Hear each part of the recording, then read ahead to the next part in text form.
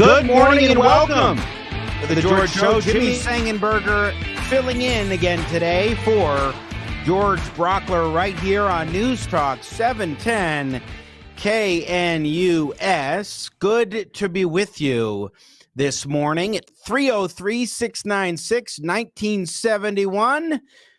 You can join in to the conversation. Just give us a call. You can also text into the show on the 710 KNUS app on your smartphone. Plus, I'm in the Twitterverse. You can tweet at me 24/7, 365. I'm at Sang Center. That's Sang with an E, not an A, Center on Twitter. You can also email me directly. A couple of ways to do that. I, of course, host the Jimmy Sengenberger Show every Saturday morning from 6 to 9 right here on 710 KNUS. So if you go to the 710 KNUS website, just add a .com at the end of that, you can email me via the Jimmy Sengenberger Show page. Again, 710knus.com. You can also get to me via my website, jimmysengenberger.com. Keep in mind, there's no A, I, or U in Sengenberger. It's all E's all the time. Once you know that, Sengenberger is easy. So what have we got coming up on the show today? Well, in the 9 o'clock hour, we'll be joined by Michael Fields of Advanced Colorado Institute to get his take on what's happening so far in a couple of big issues in the legislative session, which has just convened in the past several days down at the state capitol. The General Assembly back to do its mischief. Make no mistake, it's mischief. I mean, we've heard about the gun control efforts now embarked upon by the left. There's more that's coming up in this session that is deeply concerning. We will talk about some issues, get you up to speed at just after 9 o'clock with Michael Fields. We'll also be joined here in the next segment by Josh Hammer. He is the opinion editor at Newsweek, and we will talk about the big news yesterday that Joe Biden, well, really in the last couple of days and yesterday it heated up, that Joe Biden had classified documents that were held at the University of Pennsylvania. And I mean, this is something that ain't a good look for a president right now who has an administration going after a former president for something very, very similar.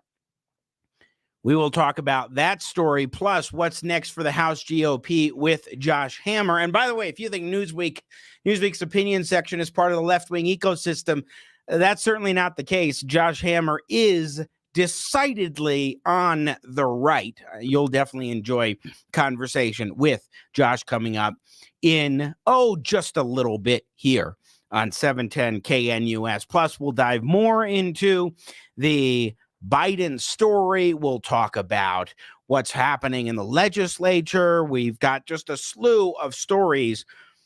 There is so much going on right now that it's hard to figure out what to narrow it down to. You know, that's just the way things are. But there is one story we can absolutely narrow things down to, and that is hundreds of flights grounded nationwide after the Federal Aviation Administration experiences a computer outage. Reading now from Fox Business, the U.S. Federal Aviation Administration is suffering a nationwide technical outage and ordered airlines to pause all domestic departures until 9 a.m. Eastern Time Wednesday morning. The outage comes as a result of the failure of the FAA's NOTAM, that would be Notice to Air Missions system, which alerts pilots and other personnel about airborne issues and other delays at airports across the country. The NOTAM outage continued with no current estimated time of restoration, the FAA website said Wednesday morning. The FAA is working to restore its Notice to Air Missions system. We are performing final validation checks and repopulating the system now, the FAA said in a statement, which continued, while some functions are beginning to come back online, national airspace system operations remain limited. Most airlines had already chosen to ground their own craft due to the system's failure early Wednesday, reports Fox Business. The failure has so far resulted in some 400 canceled flights across the U.S., according to FlightAware. The tracker also showed that more than 1,150 flights within, into, or out of the U.S. were delayed. United Airlines announced its decision to ground all of its craft until 10 a.m. Eastern time due to the outage. And one more note from the article here. The incident comes roughly a week after an air traffic issue prompted the FAA to slow all flight traffic in Florida earlier in January. That failure involved the en route automation modernization at airports across the state. The White House press secretary, Karine Jean-Pierre, has tweeted out the following about 20 minutes ago. The president has been briefed by the Secretary of Transportation this morning on the FAA system outage. There is no evidence of a cyber attack at this point, but the president directed DOT, Department of Transportation, to conduct a full investigation into the causes. The FAA will provide regular updates. And since we're going through statements, why not get to this text from Alexa that came in before we even went on the air, rightly thinking that we would cover this in the show. I wonder if Pete Buttigieg, that is the Department of Transportation's head, Mr. Secretary himself, has been enlightened yet about the computer outage grounding all U.S. flights for the first time since 9/11. I would not be shocked if we are told Pete is on vacation. Biden sure has picked a lot of inept people who suck during crisis situations. Well, we can at least say that Pete Buttigieg is on top of it, right? Because he has briefed President Biden. At least we know he's aware.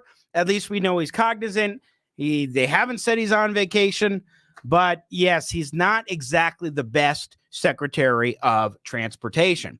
I think I should bring Billy in on this conversation. I mean, this, especially, we're coming fresh off the holidays. Thankfully, this didn't happen during the holidays, but we're talking, Billy, about a significant outage here, grounding all domestic flights across the country until at least 7 a.m. Mountain Time. That would be 9 a.m. Eastern Time.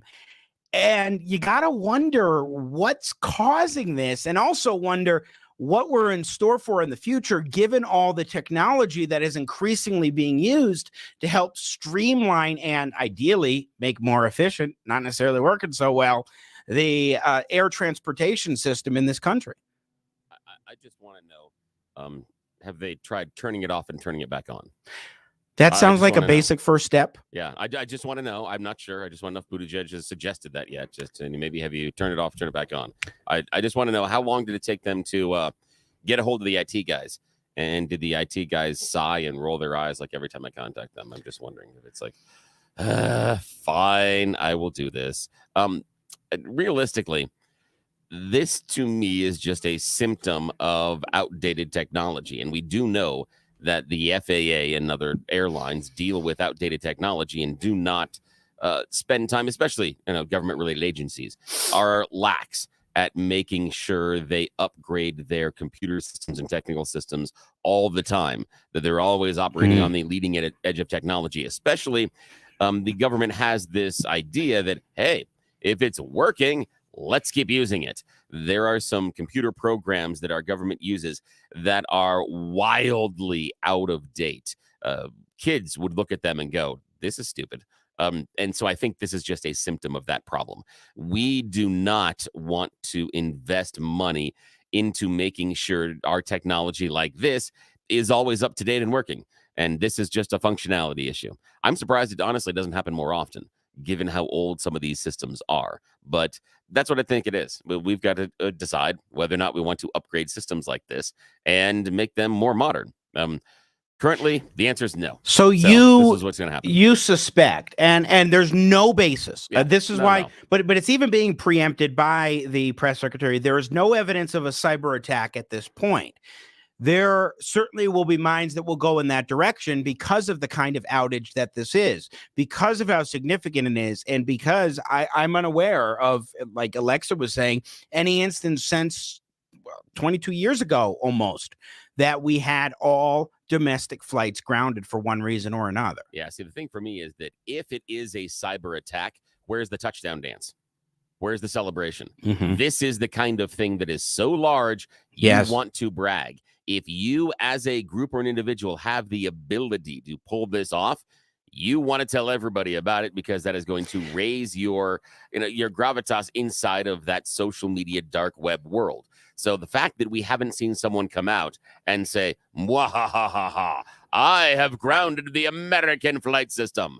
No one's done that. So for me, it tends to lead me down the path of technical issue. Because, inept government. Exactly. Inept government that refuses to modernize surprise. Its systems fully when we're talking. I mean, look, if anybody has done domestic travel recently, it is not a walk in the park. It has been extraordinarily difficult, especially for passengers on certain airlines like Southwest Airlines, where there's just been so much headache going on. And then the government can't get it right. It's just like, is there any aspect of the air transport system in this country that's actually doing a half decent job that actually can get us from point A to point B and maybe on to point C or D? Yeah.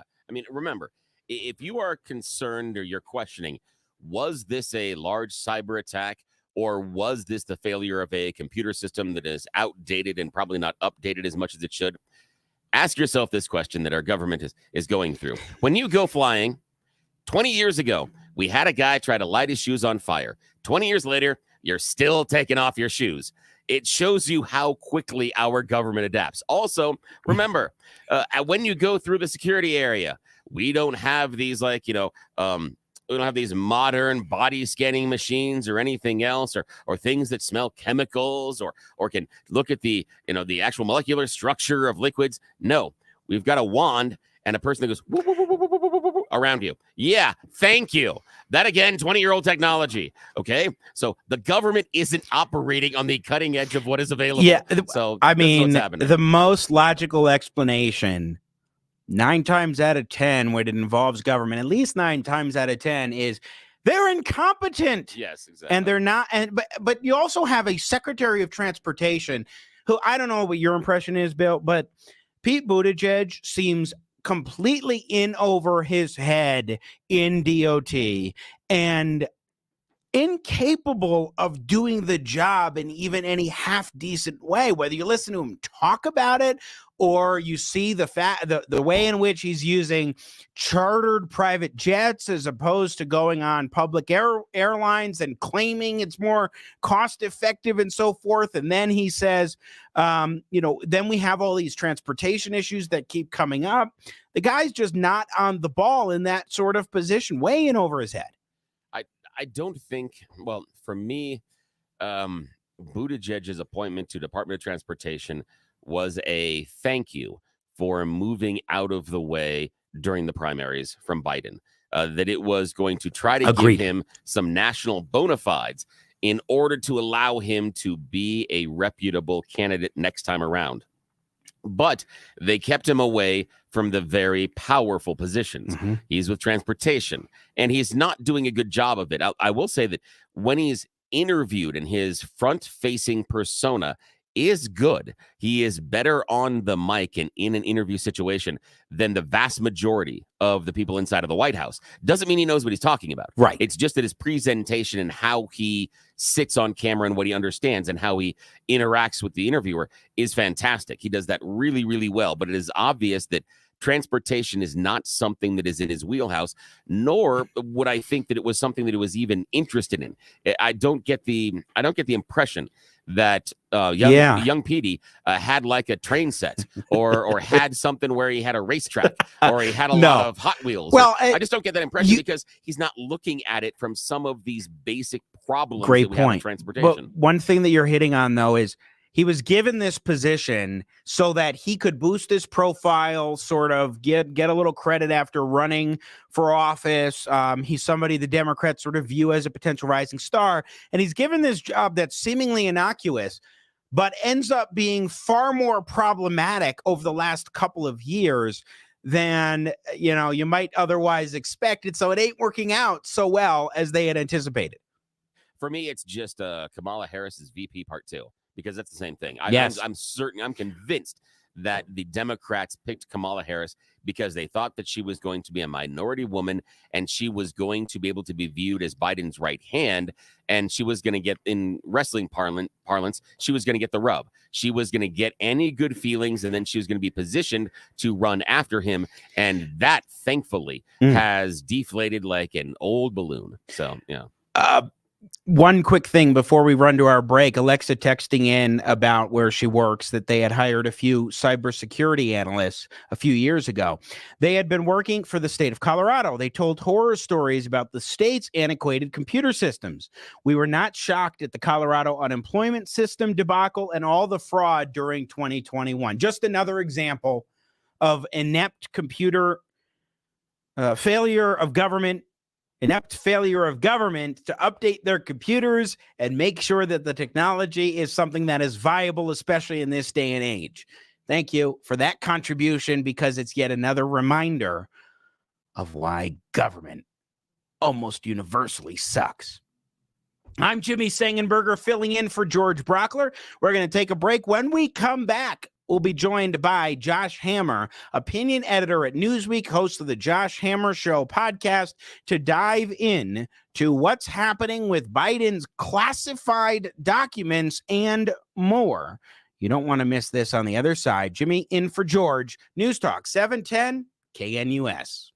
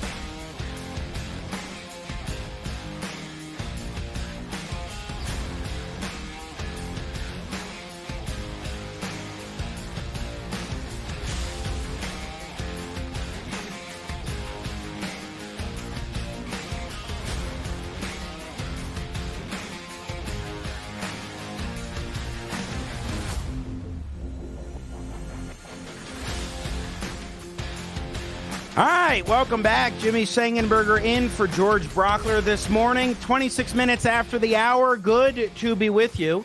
News Talk 710 KNUS. Phone lines will be open soon enough at 303-696-1971. But oh my goodness, I rather like how the Wall Street Journal's editorial begins with this one. Whatever gods are scripting America's political dramas these days, they sure do have a sense of humor. On Monday, CBS broke the news that days before the midterm elections, roughly 10 documents with classification markings were found among Joe Biden's vice presidential files in a private office he once used. A federal prosecutor is investigating, and the FBI is involved. Not even George Santos could make up this plot twist. The documents discovered in Mr. Biden's possession include intelligence memos and briefing materials that cover topics including Ukraine, Iran, and the United Kingdom. CNN reports. Now, in a summit in Mexico with his counterparts for Mexico and Canada, Biden was directly asked about this situation, and here's the answer he gave. People know I take classified documents and classified information seriously. When my lawyers were clearing out my office at the University of Pennsylvania, they set up an office for me, secure office in the Capitol. The 4 years after being vice president, I was a professor at Penn. They found some documents in a box in a locked cabinet, or at least a closet. And as soon as they did, they realized there were several classified documents in that box. And they did what they should have done. They immediately called the archives, turned them over to the archives, and I was briefed about this discovery and surprised to learn that there were any government records that were taken there to that office. But I don't know what's in the documents. My lawyers have not suggested I ask what documents they were. I've turned over the boxes. They've turned over the boxes to the archives, and we're cooperating fully with the review, and which I hope will be finished soon, and there'll be more detail at that time. He's cooperating fully. He didn't know what the documents entail. Just don't worry about it. And any comparisons, by the way, to Donald Trump and Mar-a-Lago and so forth, don't even think about that. What are we to make of all this? Let's talk about it and break it down with Josh Hammer. He is the opinion editor at Newsweek, as well as the host of the Josh Hammer Show podcast, joining us this morning. Good morning, my friend. How are you? Jimmy, I'm doing great. Always a pleasure to join you. Thanks for having me. It's good to have you here. So let's just start, since I set it up with the clip from Biden. I mean, what do you make of that answer, and what do we know at this point? I mean, it's not like this was something that wasn't known before the election, right? Right. So from my perspective, that what you just said right there is actually probably the single biggest takeaway from this. I mean, we now know the timeline here, and this happened about a week or so, or just under a week before the 2022 midterm elections in early November. Why was this not out there? I mean, why did this information not get out there? You know, if you think back to the 2016 presidential election, you know, Jim Comey famously he ended up not prosecuting Hillary Clinton due to her quote unquote extreme carelessness, or whatever was the fabricated, faux criminal language that he came up with in the summer of 2016. But towards the end of that presidential election cycle in late October, I think it was, he actually ended up sharing some news that was damaging to Hillary Clinton. So if you go from then to now, what changed? I mean, why did the FBI feel comfortable divulging certain information that was favorable or disfavorable to certain political candidates directly on the precipice of a monumental election 6 years ago, but now they're hiding the ball? So the effect there is only to further sow distrust,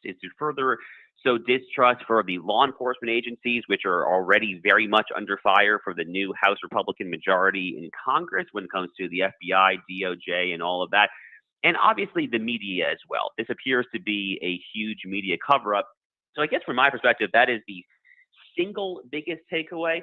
But, the other obvious takeaway, Jimmy, is just the blatant hypocrisy of this. It's just the galling hypocrisy of this, given how much the Democrat media complex, as the late great Andrew Breitbart referred to it, how much the Democrat media complex has just droned on and on and on about Mar-a-Lago and the classified documents and this long-running dispute and the litigation, the lawsuits, all of it pertaining to former President Donald Trump, when it appears that Joe Biden did something a heck of a lot similar here. So, just shocking hypocrisy right in the open. Perhaps that is probably the reason why the law enforcement agencies and the media did not end up sharing this information on the precipice of the election, because they probably wanted the midterm election to be a referendum on President Trump. But that was the Democrats' best political option from this midterm all along. And I think their hand would have been undermined if they had let leak the fact that this had happened at the Penn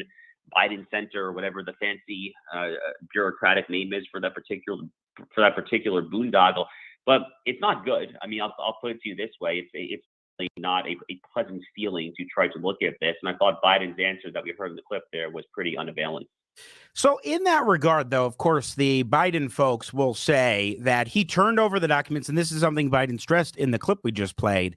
Within 24 hours, as soon as they found them, they were like, okay, we need to get these documents back. Whereas that wasn't the case for President Trump. You had for over a year, you had them remain in Mar-a-Lago, and then eventually you had them through the whole debacle down there, returned for the National Archives. So is that an argument that will fit, especially given when we talk about the legal aspects here? Will that work, or is that a dog that won't hunt? Is that viable? What do you think?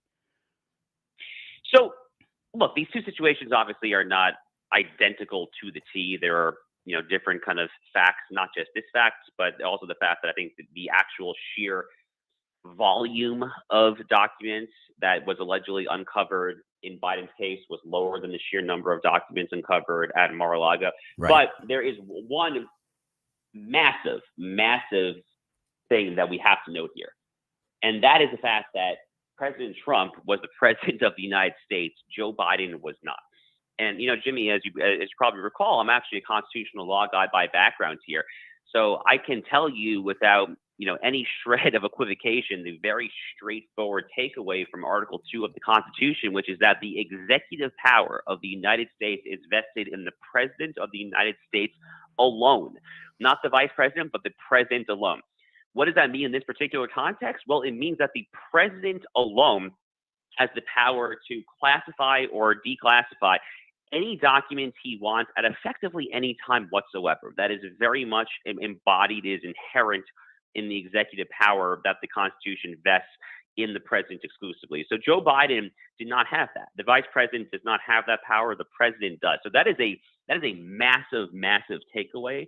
I think it's a very, very key distinction here. But, sure. I mean, if we take Biden at his word, and to be clear, I have no particular reason for doubting the veracity of this particular claim, although obviously Joe Biden has a very long and colorful track record, shall we say, of fabricating, extrapolating, and sometimes just making a lot of crap up, to be pretty blunt. But if we take him at his word here, then it seems that he did the right thing in returning those documents to the National Archives. But it's very, very important just to bear in mind that, I want the listeners of this program to bear in mind here that he did not have the power to make classification decisions on a whim. President Trump did. Yeah, again, Josh Hammer, our guest, opinion editor at Newsweek. One thing that's been kind of puzzling to me, because my understanding is exactly as you described. I've heard other lawyers talk about how the president has that authority to do so unilaterally in terms of declassifying documents, something Biden did not, although it doesn't seem like Trump's lawyers have brought that up in court, that they've actually presented that argument in his legal case up till now. And I don't quite understand why that is, if it is in fact the case, as I have believed and you are just describing here, Josh, that the president has the unilateral authority to declassify documents. Well, look, President Trump, for whatever reason, it's a very complicated timeline. I mean, I think, the ongoing back and forth, the colloquy between Mar-a-Lago and the archives and DOJ started like last May or last June. And, I mean, it seems like probably both sides of this is my rough takeaway from this story for months now is that both sides probably could have handled it better.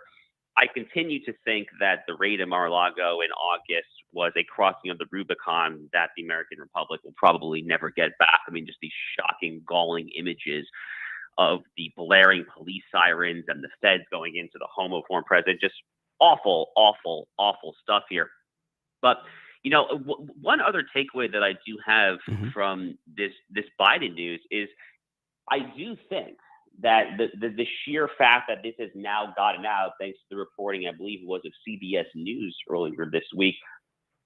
If anything, it might not lessen or decrease the likelihood that Merrick Garland special counsel ultimately indicts President Trump on some sort of charge pertaining to the retention of these documents. But what it might do, and I'm cautiously optimistic that it would do, is increase the likelihood of sustained political blowback because of this point about hypocrisy. So they were able basically to kind of clamp down and hide this story on the precipice of the election.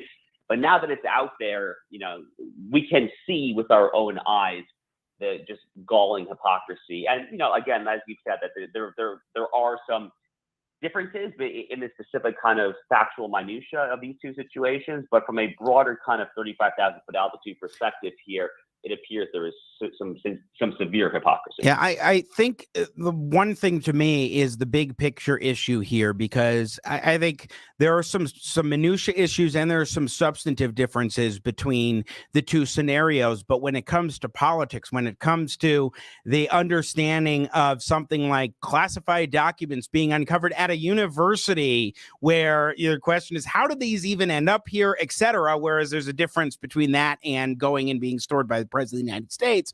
I certainly think that brings into the popular discussion that bigger question of hypocrisy. But I want to play a quick clip and get your reaction here, Josh Hammer. I just found really interesting. Joy Behar over on The View was arguing why Biden should be given the benefit of the doubt, and her explanation why is rather interesting. What you just said is right, that there are differences in what happened. Yes, but the optics are not good. Well, we all know that Trump is a liar and a thief.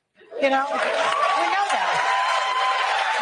So it's not that big a jump to say that he obstructed and he lied. We don't think that Biden is a liar and a thief, so we give him the benefit of the doubt. That's probably what's going on. But what I think also is going on, no matter what the truth of it is, Whoopi, they will spin it. Bubblehead and Marjorie Taylor and that crowd, Matt Gaetz, you think they're not going to spin this, that it's just as bad as Trump? And so the lie gets out there, people believe it, just like that Donaldson person, whatever his name is. Byron. What's his name? Byron Donalds.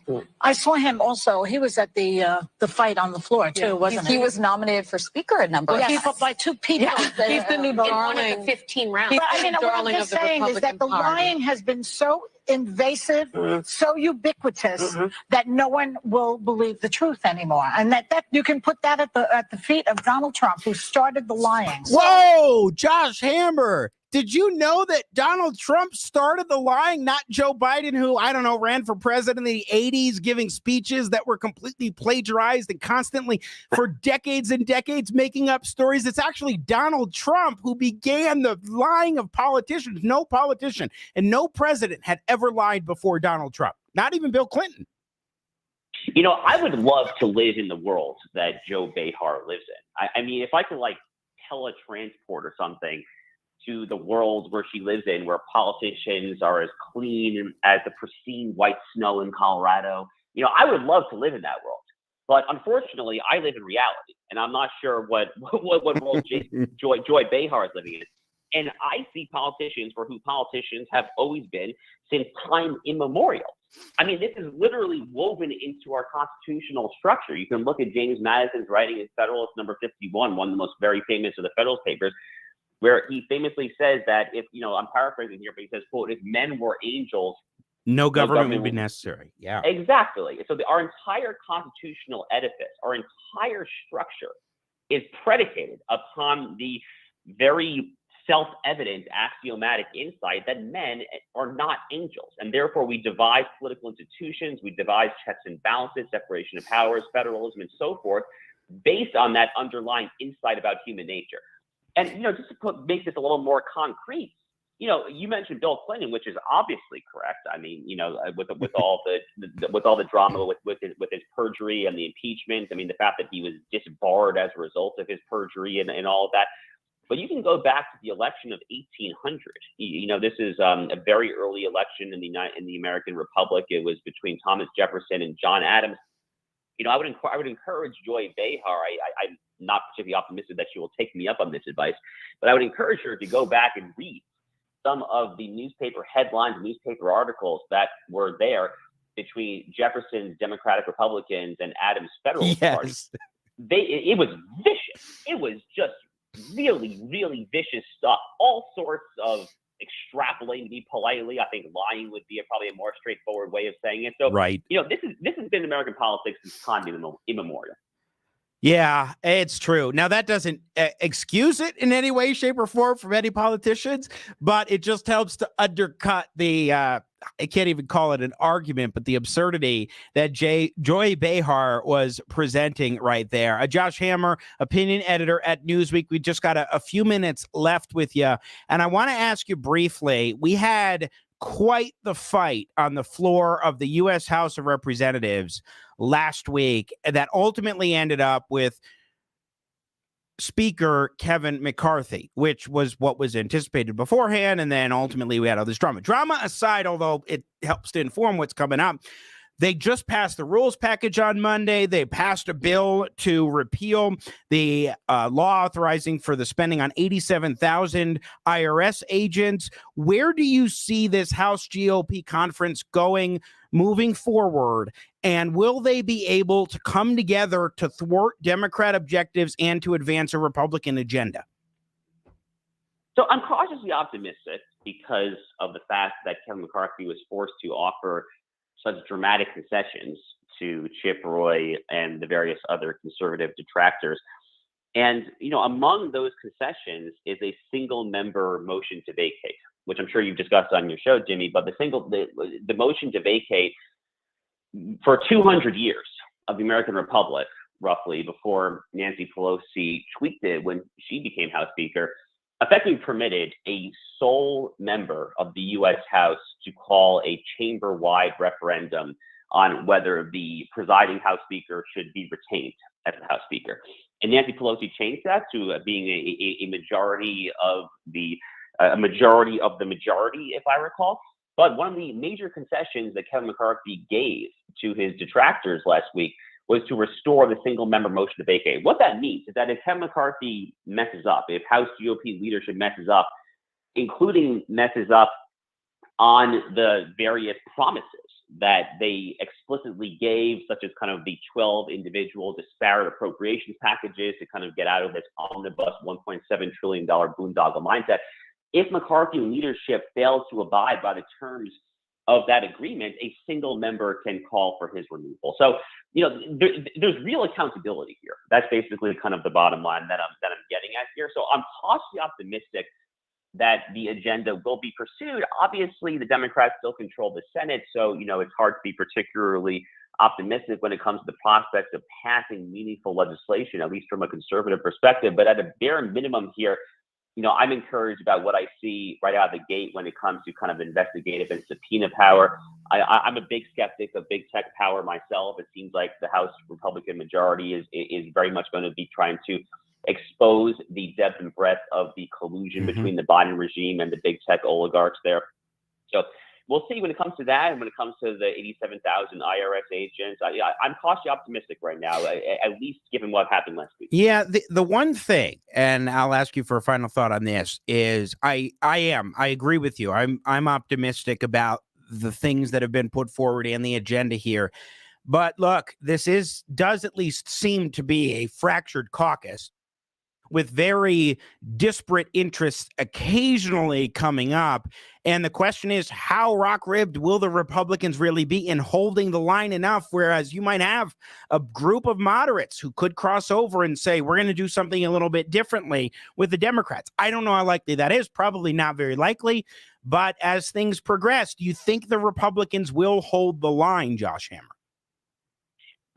So, look, there are a lot of moderate Republicans in the House Republican caucus. There are, frankly, more moderate Republicans than there are genuinely conservative Republicans. That's kind of just an unfortunate reality Yeah.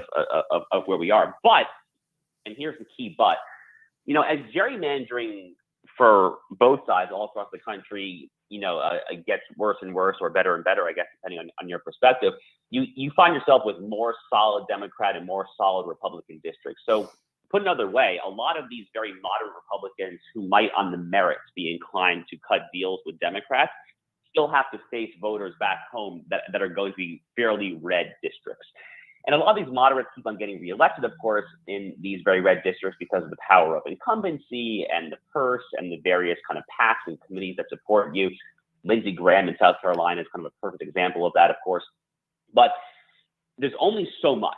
There's only so much that voters will put up with. And I think kind of crossing the line to actually work with Hakeem Jeffries, that's a pretty big line that I didn't actually expect a lot of moderates to cross. Yeah, I think you're probably right on that score, and I certainly hope so. I'm encouraged by even just the talk, let alone the commitment to 12 separate appropriations bills as opposed to another monstrous omnibus spending bill. It would be nice to get back to that old school way of doing appropriation spending, the budgeting process like they are supposed to be doing it. Josh Hammer, opinion editor at Newsweek, host of the Josh Hammer Show podcast. Always great to check in with you, my friend. Happy New Year, and thanks for joining us today. Happy New Year, Jimmy, and really great to be with you. Always great. Once again, Josh Hammer of Newsweek, the opinion editor there, joining us here on the program. Jimmy Sengenberger in for George Brauchler. We're going to take a quick break. We'll be back on the other side. What are your thoughts? 303-696-1971 is our telephone number. We'll pick up the conversation on the other side. News Talk 710 KNUS. Want to take your favorite radio station wherever you go? Well, now there's an app for that. No matter where you are, stream your favorite shows. Tap the app to listen to podcasts. Talk back to your favorite local hosts. At the tone, leave a message. Call the show. Set your alarm. Enter contests and win prizes. All in the palm of your hand. Available now for iOS and Android devices in the App Store or Google Play. And best of all, it's free. Download today.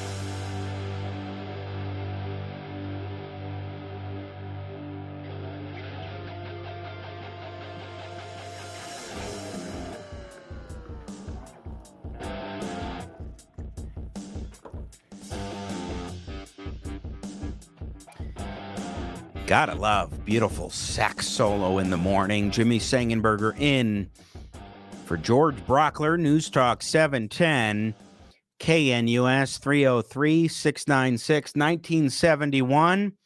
Our telephone number, if you want to be a part of the program. We will talk more about the Biden classified documents and the revelations. Well, I wouldn't necessarily call them revelations so much as the justifications given by Joe Biden for having classified documents at an office at the University of Pennsylvania. Here's a little bit of that from yesterday. But I don't know what's in the documents. My lawyers have not suggested I ask what documents they were. I've turned over the boxes. They've turned over the boxes to the archives, and we're cooperating fully with the review, and which I hope will be finished soon, and there'll be more detail at that time. Guess what? Flashback 2018, Joe Biden says he didn't have access to classified documents. In 2018, Joe Biden addressed his access to classified information in an interview with me.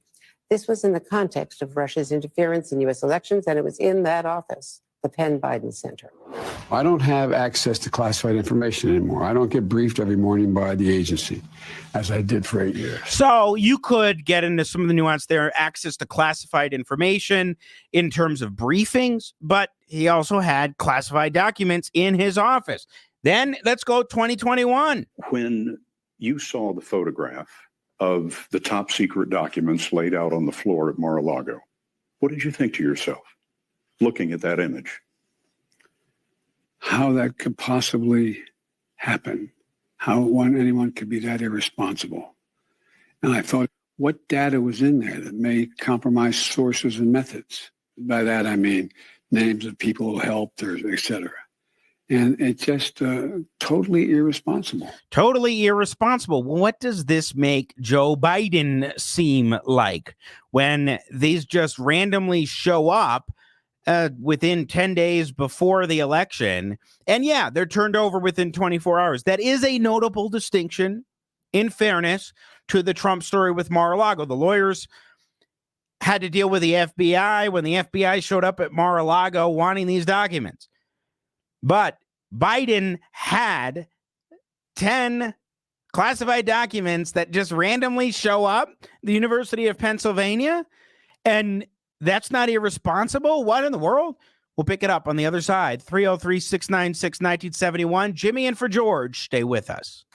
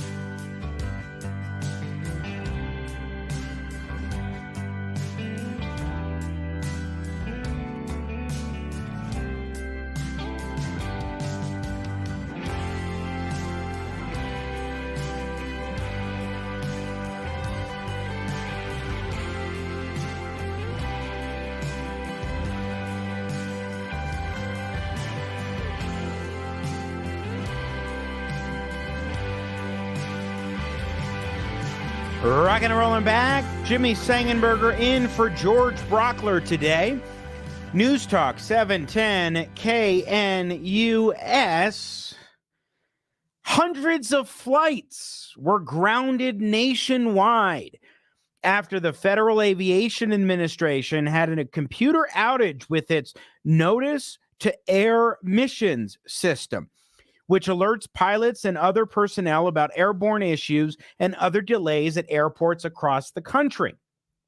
Wall Street Journal giving us an update. The FAA has lifted its grounding order on domestic departures after an outage of a system that alerts pilots and crew to advisories and information prompted it to halt flights. It seems like a pretty important piece of our air transportation infrastructure. President Biden called for an investigation into the causes of the outage, according to Karine Jean-Pierre, press secretary, in a tweet. Passengers on social media reported delays, citing the outage. Airline stocks fell in pre-market trading. And so now you have the opening of flights, but hundreds or a lot of flights were canceled. Let's see. We had that here. I don't know, hundreds of flights. Okay, yeah. The failure has so far resulted in some 400 canceled flights across the U.S., according to FlightAware, and this via Fox Business. So, yeah, it ain't good. United, by the way, said it would be grounding all of its flights until 10 a.m. Eastern time, so until 8 o'clock Mountain time. Good luck to anybody who is planning on traveling domestically or who is on their way back to Colorado or wherever. I wish you well. But this ain't a good look for the Biden administration in any way, shape, or form, especially after the chaos that has already been endured by passengers of Southwest and other airlines. I mean, it's ineptness of government that is most likely, we were talking about this earlier in the show, that is most likely responsible for what we are seeing now at this moment with these outages. Not a cyber attack. Now, both would be bad for different reasons, but there's something notably bad about this being a failure of government to do its basic job. And also another failure of Pete Buttigieg. I mean, the guy comes in as a former presidential candidate, really being the only credential he brought because being mayor of South Bend, Indiana, nothing against being mayor of a small town. You got to do it. You got to have people who do it, rather. And kudos to him for doing that, although there are issues that people have brought up about his tenure and so forth. But fair enough. He's a small town mayor. Good stuff. Good for him. Doesn't qualify you to be president, I would say. And so he didn't become president, but he was given this little job at the Department of Transportation. And Buttigieg screws it up. I mean, we know about the shipping issues, the airline issues, the railroad issues. Yeah, they got Congress to pass a bill that dodged the big railroad strike, but it didn't look good for a long time. It went on and festered a lot longer than it should have. The list goes on that shows Pete Buttigieg can't even handle the Department of Transportation well. Therefore, of course, he should not be president of the United States ever. Moving ahead. I mean, that's probably a given to this entire audience, but we're just about the entire audience. We have some liberals who listen to the program. We appreciate that. But it is very likely that we all presume, oh, he shouldn't be. We've concluded that already. But this really just helps to put a pin in that point. Once again, Jimmy Sengenberger in for George Brauchler here on News Talk 710 KNUS. 303-696-1971 is our telephone number. If you want to join into the festivities, you can also text into the show on the 710 KNUS app. So yesterday, Joe Biden, we were talking about this with Josh Hammer, Newsweek opinion editor, in the last hour. Biden came out and provided his excuses for classified documents showing up at his so-called think tank at the University of Pennsylvania. But I don't know what's in the documents.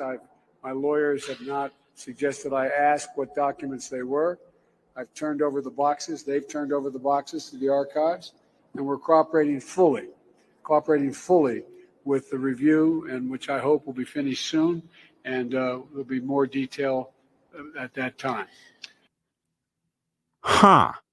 So that's what his justification is. Couple of little excerpts from Biden. Do you buy it? What does this mean politically for former President Trump at this point, given the fact that now we have classified documents show up at a university because of Biden's tenure as vice president? What does that do to the politics of the investigation of Trump, to the legal issues there, the case going on there regarding Mar-a-Lago, et cetera?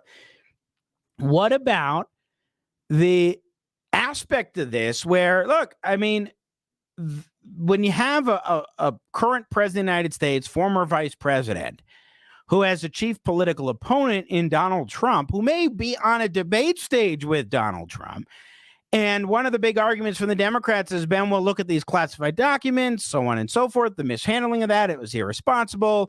And then lo and behold, Biden has documents show up at the university randomly. I mean, what about that? How does that help Biden? No, it really does not. It's quite the opposite. It certainly complicates the legal matters a good bit, but also the media. What do you make of the media? We now know affirmatively that they knew within some 10 days of the election. That's when this showed up, the midterm elections. And yet we're just finding out about it now, a couple of months, like 2.5 months later. Now, over at Real Clear Politics, Philip Wegman had a point to make about, and I think it was a really interesting observation here about Biden's claims that, well, he didn't know what was in the documents, so don't really hold that against him. Well, the answer that he gave there is going to set alarm bells off for Republicans because it's internally incongruent. You have the president of the United States saying that he does not know what is in these documents, and he didn't elaborate on how they made it into his private study, whether or not they included information about methods or sources. And that dog is not going to hunt for a House GOP that wants to take a bite out of this administration. They're going to be asking a number of the questions that Guy alluded to a moment ago, and chief among them, I think, is going to be how many more documents are floating out and around there in Biden world. And then, of course, you do have the question of whether or not the Department of Justice handles these issues in two separate ways. Certainly, there's differences. According to the official story, the Biden lawyers turned them over almost immediately to National Archives. But, this is going to be an embarrassment for the current president, because if he finds himself opposite Donald Trump on a debate stage, he's not going to be able to slam him like he has previously when it comes to taking documents to Mar-a-Lago. It takes some of the wind out of the sails of that argument. At least a little bit of the wind out of the sails, and that could make all the difference. So November 8th was the midterm elections. November 2nd, so that was 6 days before, is when the papers were found, and then within 24 hours they were turned in. Listener text coming in. So these documents were found in November. Why are we hearing about this now? Why the delay? That is a good question. And in a lot of respects, that is the question, at least insofar as the media is concerned. Why are we finding out about this after the election? Not dissimilar from the Hunter Biden story. In 2020, yes, that story got out there before the election, but the FBI had wind of it beforehand, and at least appears to have, based on the Twitter files, appears to have tried to run interference on that particular story, preempting it by telling Twitter, Facebook, other social media platforms, beware of Russian information involving Hunter Biden, etc. And lo and behold, the New York Post comes out with their story, and then it gets suppressed online and so forth. And the media refuses to cover it. There are at least some shades of the Hunter Biden story here. And to me, this is a complete indictment of the media in that regard. Yet another instance of that. Let's go to some more listener texts here. Good morning. I honestly don't think anything is going to happen to Biden because he's a Democrat. This is going to get swept under the carpet. Everything else he's been caught with his hands in, or the Democrats have been caught in with their hands. And if he was a Republican, had already been prosecuted. Have a great day. Yeah, I mean, look at this reality here. The reality is there does seem to be a double standard. There does seem to be, at least to some extent, a use of the FBI and other agencies against conservatives and Republicans. But here's the thing. I mean, at least we now have a Republican House that is investigating these matters. We will have a church-style committee looking into what's going on with social media and so forth. They are taking these steps. They are looking into it. And I am encouraged to see that. And it's a big selling point. It's a big staple piece of the Republican Party's agenda with its new majority in the U.S. House of Representatives. So when we look at this, I think it's an important piece. And it's important to talk about the media aspect of it, which is why I just get a real kick out of Joy Behar of The View. What you just said is right, that there is differences in what happened. Yes, but the optics are not good. Well, we all know that Trump is a liar and a thief. You know? We know that. So it's not that big a jump to say that he obstructed and he lied. We don't think that Biden is a liar and a thief, so we give him the benefit of the doubt. That's partly what's going on. But what I think also is going on, no matter what the truth of it is, Whoopi, they will spin it. Bubblehead and Marjorie Taylor and that crowd, Matt Gaetz, you think they're not going to spin this, that it's just as bad as Trump? And so the lie gets out there, people believe it, just like that Donaldson person, whatever his name is. Byron. What's his name? Byron Donalds. I saw him also. He was at the fight on the floor, too, wasn't he? He was nominated for speaker a number of people by two people. Yeah. He's the new darling. In one of the 15 rounds. But, I mean, what I'm just saying is that the lying has been so invasive, so ubiquitous that no one will believe the truth anymore, and that you can put that at the feet of Donald Trump, who started the lying. So, look, I will never be a person to claim that Donald Trump is a particularly honest politician, but the idea that Joe Biden ain't a liar and that Donald Trump started the lying as president of the United States is just absolutely absurd. Like, on its face, that was just a joke. It just has me smirking all throughout listening to that clip. Now, there are some very important distinctions. Of course, in fairness, between the Biden story and the Trump story.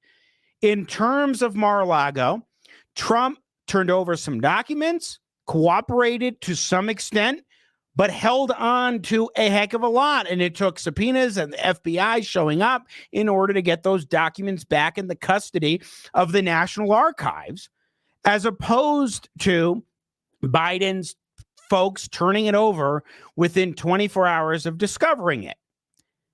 So that on the one hand is an important distinction in terms of the facts of the story. But when you talk about the politics of this and the political implications, here's the question. Does this help President Trump, either in his run for president and or in terms of couching what Biden is doing or Biden's administration is doing going after him as something that is more politically motivated?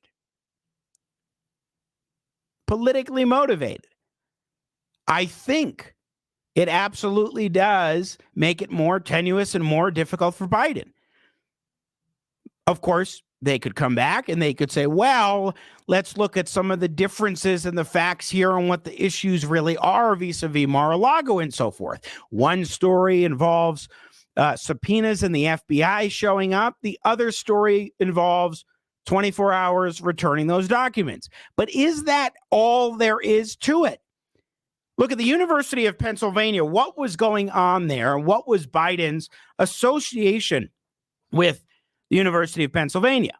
Looking at a fact check from PolitiFact, Biden served as Benjamin Franklin Presidential Professor of the Practice at the University of Pennsylvania between his tenure as vice president and the start of his presidential campaign.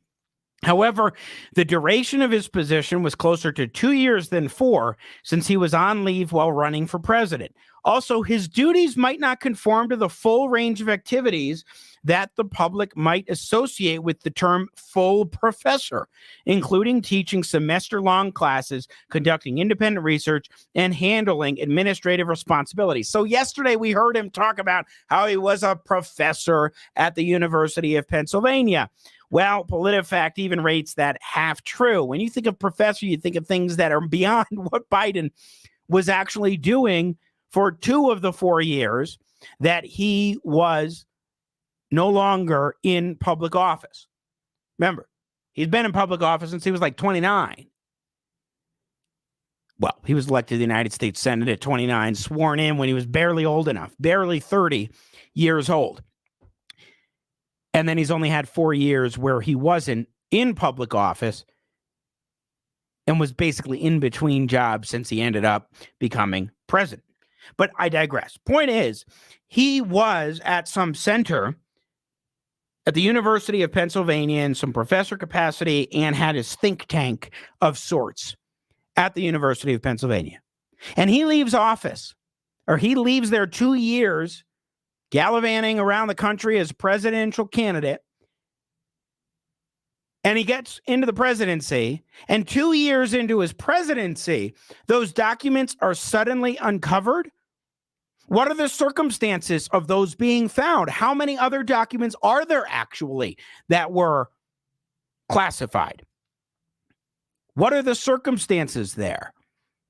I mean, yes, in terms of cooperation, there's a difference in what they did in the timelines. But when you get down to the brass tacks of classified documents being found randomly, that is not a small detail, especially when it comes to the politics. And here's Biden 2021. When you saw the photograph of the top secret documents laid out on the floor at Mar-a-Lago, what did you think to yourself looking at that image? How that could possibly happen, how anyone could be that irresponsible. And I thought, what data was in there that may compromise sources and methods? By that, I mean names of people who helped, or et cetera. And it's just totally irresponsible. Clarification, by the way, I've been saying 2021. Somehow I forgot that this year's 2023. That was 2022. So that was last year from Biden. Was he irresponsible in any capacity here for documents that are classified to randomly show up at a university? Let's go to Don in Colorado Springs. Don, you're on with Jimmy and for George. Good morning. Hey, good morning, Jimmy. Well, of course, right now, what I'm seeing as far as Biden and Trump, it's going to be a race to the bottom, and whoever hits the bottom most might lose out. Who knows? Maybe Biden gets another term, or someone, or the Democratic Party, or, maybe people will see, man, you know what? This Trump guy is, he may be obnoxious and all that, but we've done so much better under him. Maybe he can recover some of this. And of course, Joy Behar is proving that she's not an ideologue, but she is a downright partisan. I mean, I read somewhere that, you can reason with an ideologue, you can't reason with a partisan. And I think we need to start using the term partisan for some of us in our tribe as well as their tribe. And yeah, that's an interesting observation. You can't reason with a partisan, but you can reason with an ideologue. I think there's a lot of I haven't heard that one before, Don. I forget forget who says that, but I read that someplace. I think there's a lot of truth in that because there are ideological leftists who I could have really good, interesting conversations They're with. partisan leftists. But a Democrat who is purely partisan and their Democrat label precedes the ideological label, they're always going to be trying to find some sort of a justification. And you're right, it happens in our tribe as well. We constantly see that with an unwillingness to criticize certain Republicans for certain things. And I think that's valuable to point out. Don, very interesting. And before I let you go, I mean, first of all, I apologize for interrupting you earlier because you did make the point as I interrupted and in an agreement. But this was also why we had that fight last week over the speakership. Now, I agree with you that McCarthy was going to get it because nobody else wanted it, and maybe they should have stepped up. And if you don't step up, just give Kevin what they wanted. But at least if the fight is to get some compromises and some things to hold them to the fire, then mission accomplished. You have a good week. Talk to you soon. Thank you, Don. I appreciate it. 303-696-1971, our telephone number. I'm Jimmy Sengenberger, filling in for George Brauchler today. We'll pick up the conversation on the other side. I got a question asking, what is church style, referring to the commission that they are forming in the U.S. House of Representatives, looking into the big tech issues and all of those things. I'll get to that answer coming up on the other side. Plus, what did we learn yesterday regarding funding of Biden's think tank at the University of Pennsylvania? We'll get to that and what the Washington Free Beacon reported coming up on the other side as well. I'm Jimmy Sengenberger in for George Brauchler. 303-696-1971. Does it matter politically what happened with Biden and these classified documents that have been uncovered, given the differences between the Trump story and the Biden story? I think it absolutely matters. How about you? 303-696-1971. You're listening to Denver's local talk leader, News Talk 710 KNUS. Want to take your favorite radio station wherever you go? Well, now there's an app for that. No matter where you are, stream your favorite shows. Tap the app to listen to podcasts. Talk back to your favorite local hosts. At the tone, leave a message. Call the show. Set your alarm. Enter contests and win prizes. All in the palm of your hand. Available now for iOS and Android devices in the App Store or Google Play. And best of all, it's free. Download today.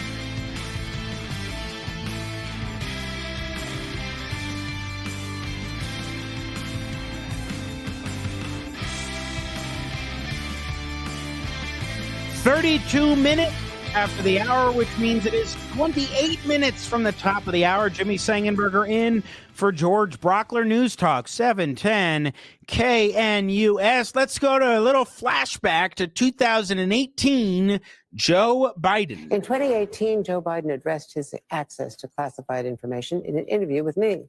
This was in the context of Russia's interference in U.S. elections, and it was in that office, the Penn Biden Center. I don't have access to classified information anymore. I don't get briefed every morning by the agency, as I did for 8 years. Well, somehow classified documents turned up at the University of Pennsylvania. And look, among the differences between the Mar-a-Lago situation with Trump and the Biden situation is, and we do know, we at least know, yeah, it was like pulling teeth beyond that. They needed to get subpoenas, go to court, get the FBI to go in and get documents from Mar-a-Lago. An important distinction in fairness as far as the overall facts of the case and whatnot. But when you're talking about classified documents that randomly show up and we have no idea how they ended up at the University of Pennsylvania, why they ended up at the University of Pennsylvania in this Biden Center, that's a big deal. We know how they got to Mar-a-Lago with President Trump, but how in the world did they get there with Joe Biden?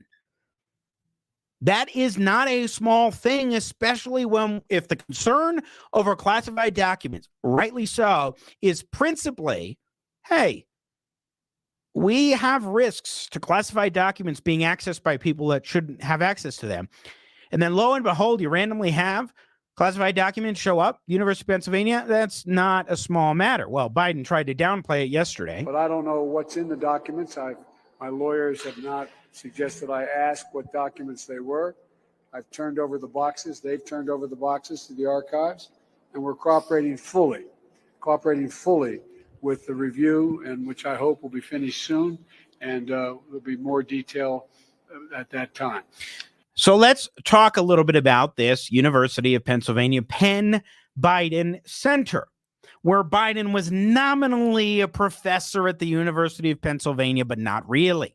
He didn't teach any semester-long classes or conduct independent research or handle administrative responsibilities, as PolitiFact points out. And he really was there for 2 years formally and paid, whereas the second 2 years he was running for president, so he was on unpaid leave.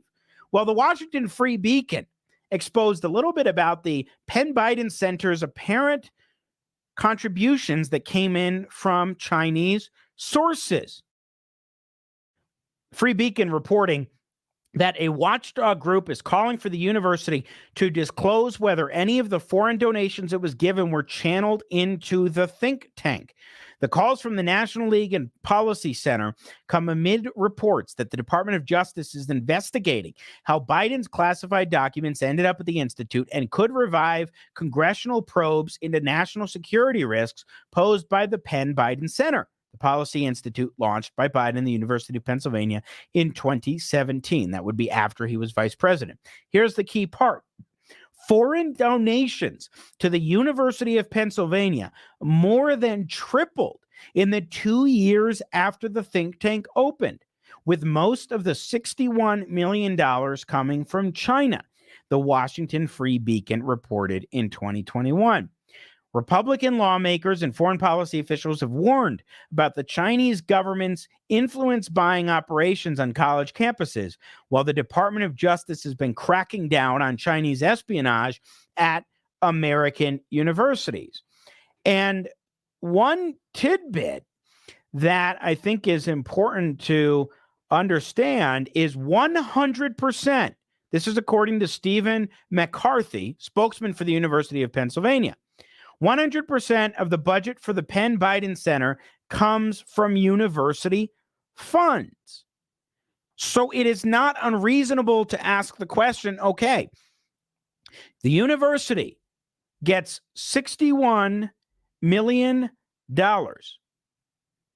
since the think tank opened, much of which, most, according to the Free Beacon,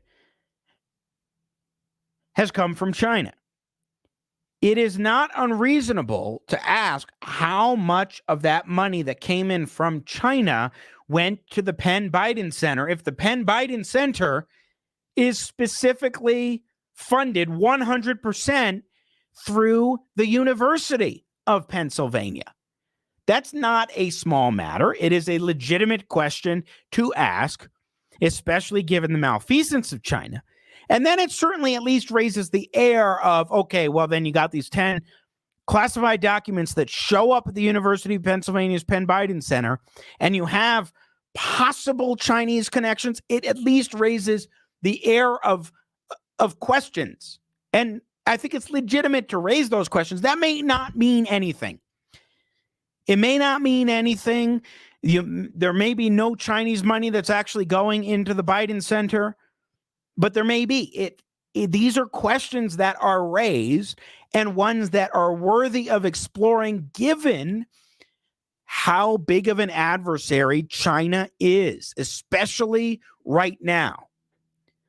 Now, I got a question earlier when I mentioned that there's a church-style commission that is being formed in the U.S. House of Representatives to look into different issues regarding the use of social media and other platforms from the FBI, DOJ, etc., to use social media platforms and so forth to go after conservatives and what have you. What some are saying is expose the deep state corruption that has been purportedly going on. Well, what is a church-style committee? Here's, as described accurately from Wikipedia, the Church Committee was a U.S. Senate Select Committee in 1975 that investigated abuses by the Central Intelligence Agency, National Security Agency, Federal Bureau of Investigation, and Internal Revenue Service. Chaired by Idaho Senator Frank Church, the committee was part of a series of investigations into intelligence abuses in 1975, dubbed the Year of Intelligence, including its House counterpart, the Pike Committee, and the Presidential Rockefeller Commission. The committee's efforts led to the establishment of the permanent U.S. Select Committee on Intelligence.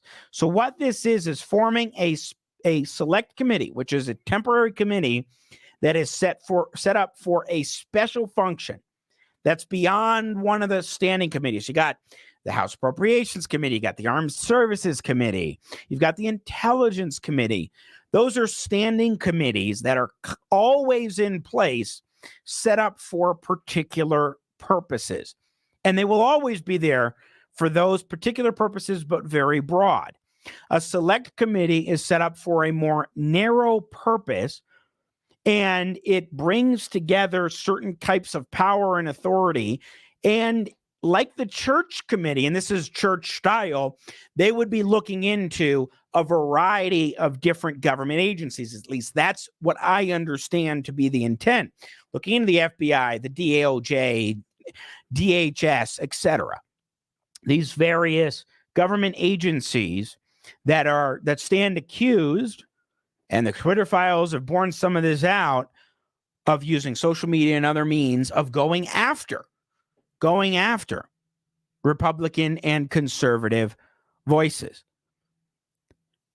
So that is, in essence, what a church-style committee is about, what it would be intended, how it comes to being church-style, not simply a select committee. And that goes to what are the goals, what are the intents, and how do they plan on approaching it.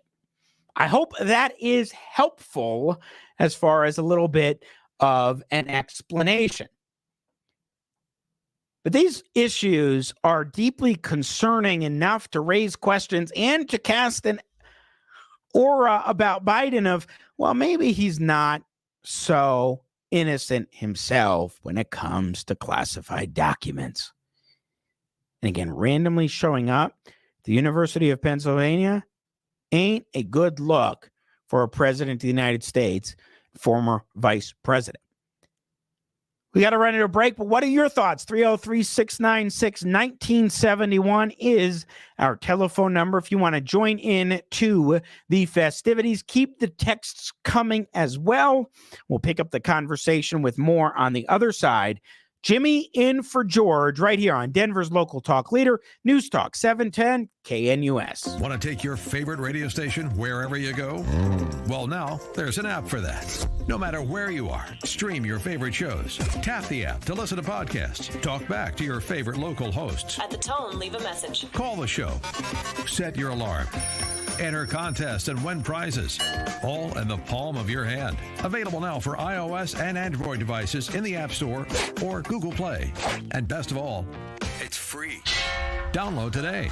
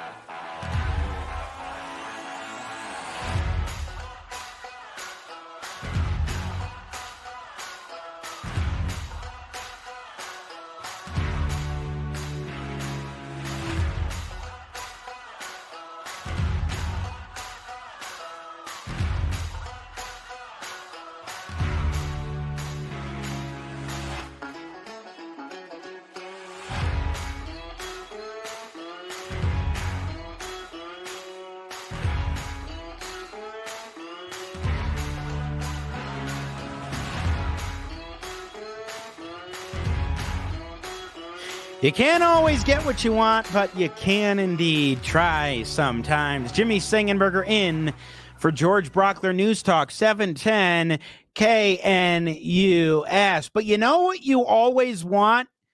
Great financial advice. That's why it is that time of the morning on a Wednesday where we check in with our friends at Alpine Planning Group, and we've got Brian Gray with us this morning. Good morning, Brian. How the heck are you?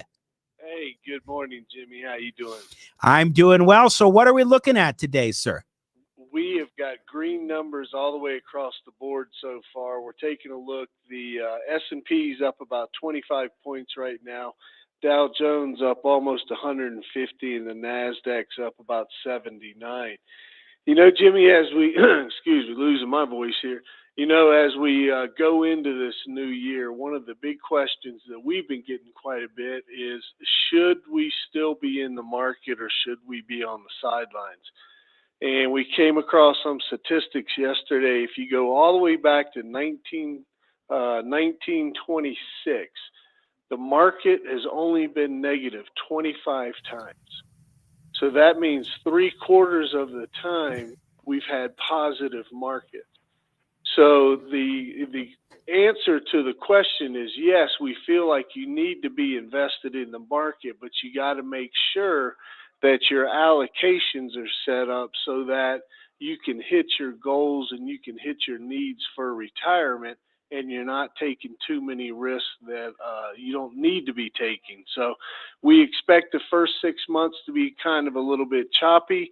After that, we're hoping that things are going to level out a little bit, but the first 6 months, you know, will be up and down, and we're seeing that the first couple weeks of the new year, where we'll be positive one day and then negative the next day. But if you take a look at history, history says you should be in the market. You should have a good allocation in place in your portfolio.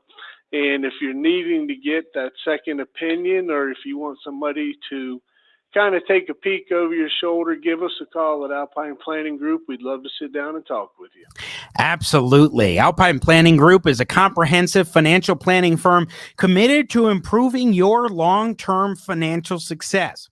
Investing is a matter of trust, and they are prepared to earn yours. Call them today at 303-843-0918. That's 303-843-0918. Brian, great to talk with you today. I know we'll check in with you again on Friday. Happy New Year and have a great one. Hey, you too, Jimmy. Good talking to you. Securities and investment advisory services offered through Woodbury Financial Services, Inc., member FINRA SIPC and registered investment advisor. Alpine Planning Group and Woodbury Financial Services, Inc. are not affiliated entities. 14 West Dry Creek Circle, Littleton, Colorado, 80120. Again, Jimmy Sengenberger in for George Brauchler. I want to talk for a moment about the nature of talk radio, because like I've been doing this since I was in college as a freshman in 2008. I've been a fill-in host or my own show on KNUS since May of 2011. And I have really learned about the beauty of talk radio being in the intimate nature of the conversation. You can text into the show nowadays. In the past few years, texts have really become incorporated into radio stations everywhere, including right here on KNUS. Go to 710 KNUS app and shoot a text message. Join the conversation. We get some interesting texts. But an even more intimate and an even more preferred way to engage in the discussion is by calling in 303-696-1971, 303-696-1971, because that really has a chance to give people a full opportunity to hear what you have to say. Sometimes it can get testy. Sometimes it can be a quick back and forth. Sometimes you don't have much time. Sometimes we will find resounding agreement. Sometimes we'll be very much in disagreement. That's the nature of things. But at least you have the opportunity to call in. And I've been texting back and forth with one liberal listener. And look, we probably disagree on just about everything or most things. Or you might be surprised how much we might agree on certain things. Who knows? But we do have a segment of our audience that is liberal or Democrat or left-leaning and may generally disagree. And I always enjoy that. I find it interesting when that's the case. And you know what, quite frankly, I listen to leftist YouTube shows all the time. The one called The Majority Report is one I listen to videos of it every single day. I find listening to, and I don't mean MSNBC, CNN liberals, I mean progressive leftists, the Young Turks, David Pakman, and others. It's much more interesting to me to listen to what they have to say on YouTube, frankly, than it is to listen to conservatives, because I know a lot of what they're going to say in their perspectives, but the left, it's interesting to me, and it helps strengthen, I believe, my arguments. So I've been going back and forth, listener making some decent points regarding the Mar-a-Lago stuff, Trump versus Biden and so forth. And then I say, call in and argue the point. And the listener noted, don't like the spin you provide. Well, fair enough, except that's why you can call. That's the right opportunity, the ripe opportunity to call in and engage in the discussion. Because if you don't like what we are saying, you can argue. And Lord knows, there are conservative listeners who call in and argue with me and George and everybody here because we have disagreements. You know, I've been since November 2020, I've been trying to be very forthright, honest, and clear on election stuff and what's really gone on and how there's no truth to the narrative that the elections were stolen. And I've argued tooth and nail with listeners for years about that. And so there is a lot of value in this. There's an expression here from a listener as well, that your goal as a host is to humiliate me. Now, my style certainly is not that. Are there some hosts who want to do that? Perhaps. But the goal here, certainly for me, is to have and maintain during the show a large audience and have engaging conversations. I like to say, for me, it's engaging, intelligent talk, Sang style. That back and forth is valuable. Just a couple weeks ago, I had on a good friend of mine who's a professor at Regis University, who's a leftist, who's a really good friend of mine.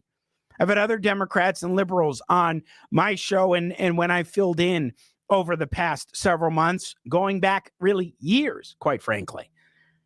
I think listeners who text in, who call in, you generally make good points, whether we agree or not. The listener I've been texting with has made some good points and surely represents a segment of the audience that doesn't really get representation here on KNUS, except for when we do bring on Democrats, because we are a conservative station.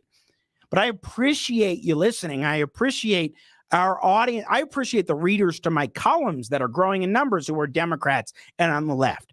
If you are a liberal, you are a progressive, you are a leftist, you are a conservative who just can't get around my criticisms of Trump here and there on the elections or what have you, you are invited to call in and engage in the conversation because there's value in that. And it's good for our conservative audience to hear your perspective and at least have to consider it a little bit, even for just a moment. So call in 303-696-1971. We've got an open hour. We'll talk about immigration and Biden's trip down to Mexico and more coming up, plus Michael Fields on the legislative session in the 9 o'clock hour. I'm Jimmy Sengenberger in for George Brauchler, 710 KNUS. Want to take your favorite radio station wherever you go? Well, now there's an app for that. No matter where you are, stream your favorite shows. Tap the app to listen to podcasts. Talk back to your favorite local hosts. At the tone, leave a message. Call the show. Set your alarm. Enter contests and win prizes. All in the palm of your hand. Available now for iOS and Android devices in the App Store or Google Play. And best of all, it's free. Download today.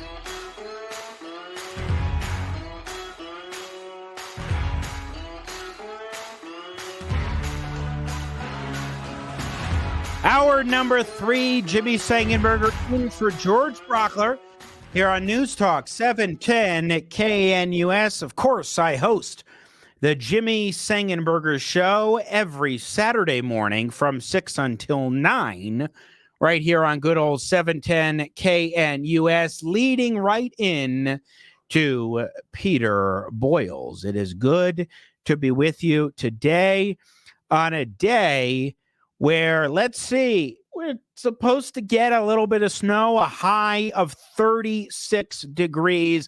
I got to tell you, though, I'm kind of tired of this snow and ice thing.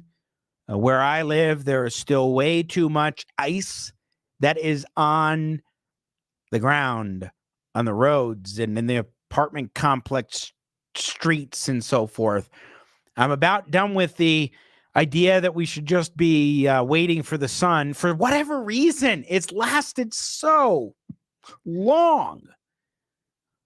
And now we are even colder again today, back into the 30s, and it looks less sunny outside, because it's going to be mostly cloudy today, and we're expected to get even more snow. My goodness. Good to be with you again. Jimmy in for George, 303-696-1971. So just when Joe Biden is trying to project strength at the border, that he's taking this seriously, he went to the border finally. He finally discovered the southern border and that it exists. It exists. And he goes to Mexico and he meets with their president, Andrés Manuel López Obrador, and Justin Trudeau, the Prime Minister of Canada. And of course, he's in Mexico and he's making a big to-do and talking about the border and so forth.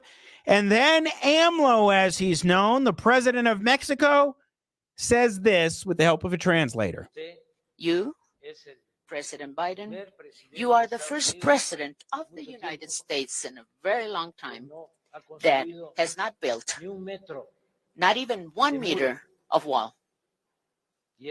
And that, we thank you for that, sir. He said that Biden is the first, you, President Biden, are the first president of the United States not to build not even 1 meter of wall, and for that we thank you.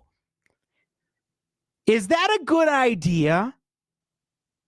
Or not a good idea. Is that a good thing for Biden? For the president of Mexico to be thanking him for not building the wall,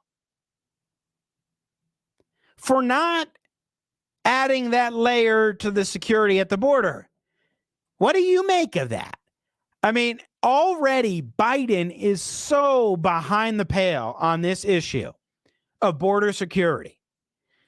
He waited 2 years to finally make it down to the border, and it was for just a photo op. And then here you have literally the president of Mexico thanking him for not building any wall. Now, when you go to Biden himself, here is a piece of what he had to say about Republicans and their criticism of him. Our Republican friends and a few Democrats are very critical of what's going on the border, but yet refuse to even look at the detailed document I submitted for the Congress to consider to reform the process completely. So Biden is criticizing Republicans for saying, in effect, we aren't on board with your amnesty type agenda, Joe. So we're not going to consider that. How well does that work for him to bring? Oh, Republicans don't want to consider this. Are you kidding me? That's the argument that Biden is extending here. I mean, it is just stunning to hear first the president of Mexico say what AMLO has said, thanking him for not building 1 meter of wall, saying he's the first president to do so. I mean, to not do so. Wow. And then Biden gripes about Republicans supposedly being unwilling. Well, not supposedly. Yeah, they're unwilling to listen to some of his ideas because it is a non-starter to include the type of amnesty-like approach, an outright amnesty approach that Biden is taking in proposals. But this trip down to Mexico, I mean, you think about what Biden has failed to do throughout the course of his administration and how bad things are down there. And that ain't a good idea to hear for Biden to accept or embrace or whatever this wall idea.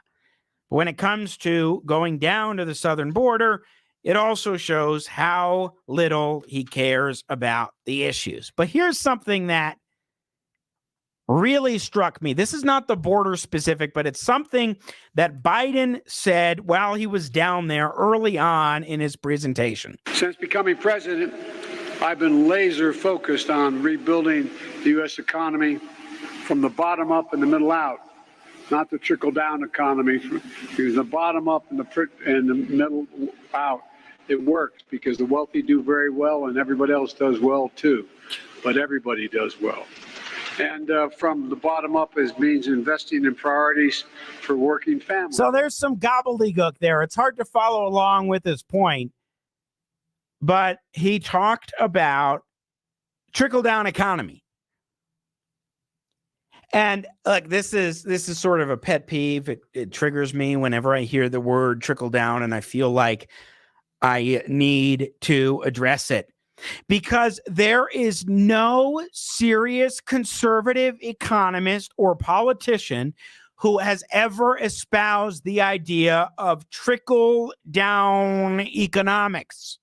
It is a myth created by the left to deride a Republican or conservative policy of lower taxes intended to promote greater investment.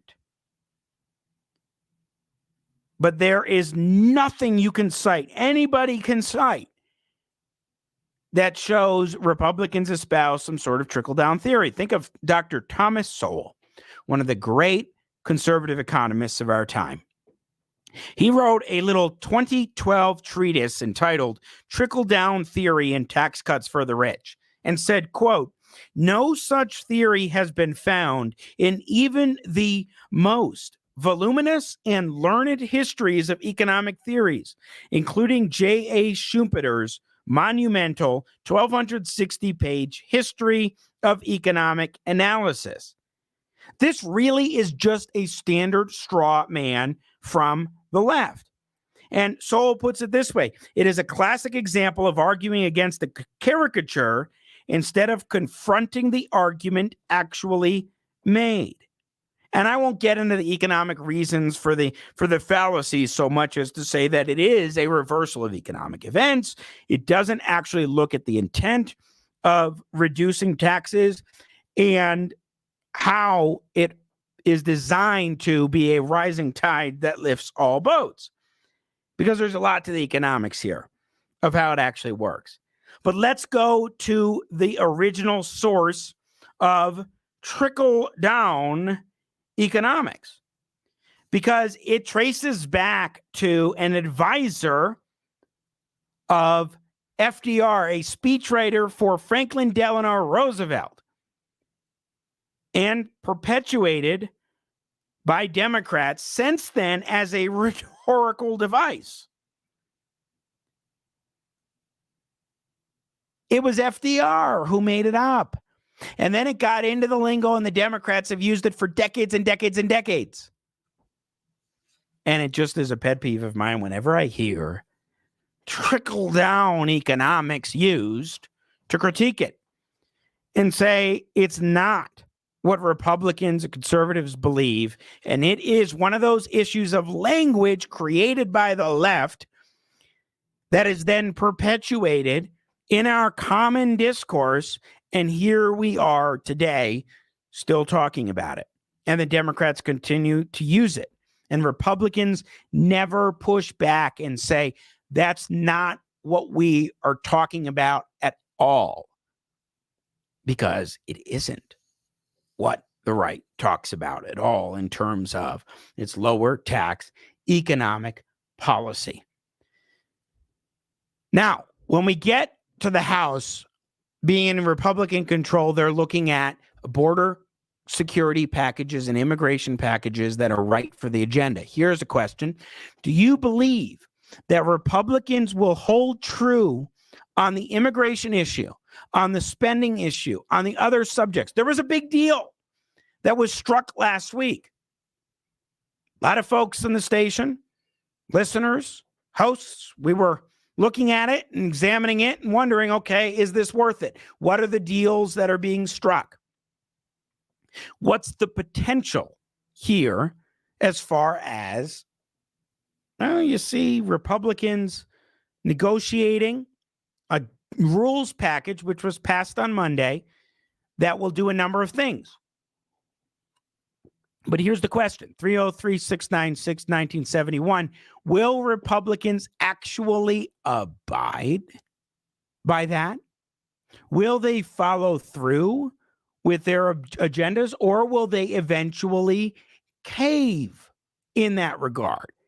Because all too often, we have folks calling to this station who say the Republicans are weak, they're led by rhinos, and they won't do what they say they're going to do.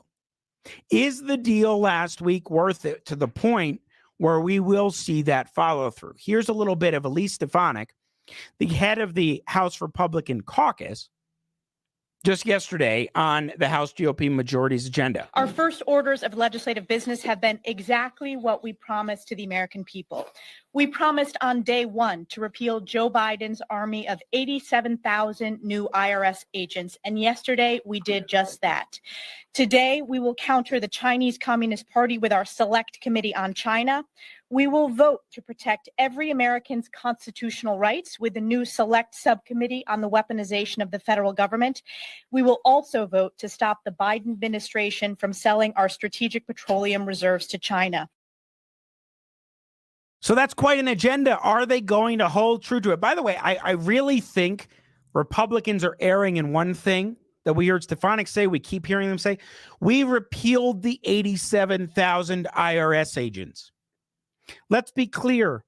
They passed a bill intended to do that.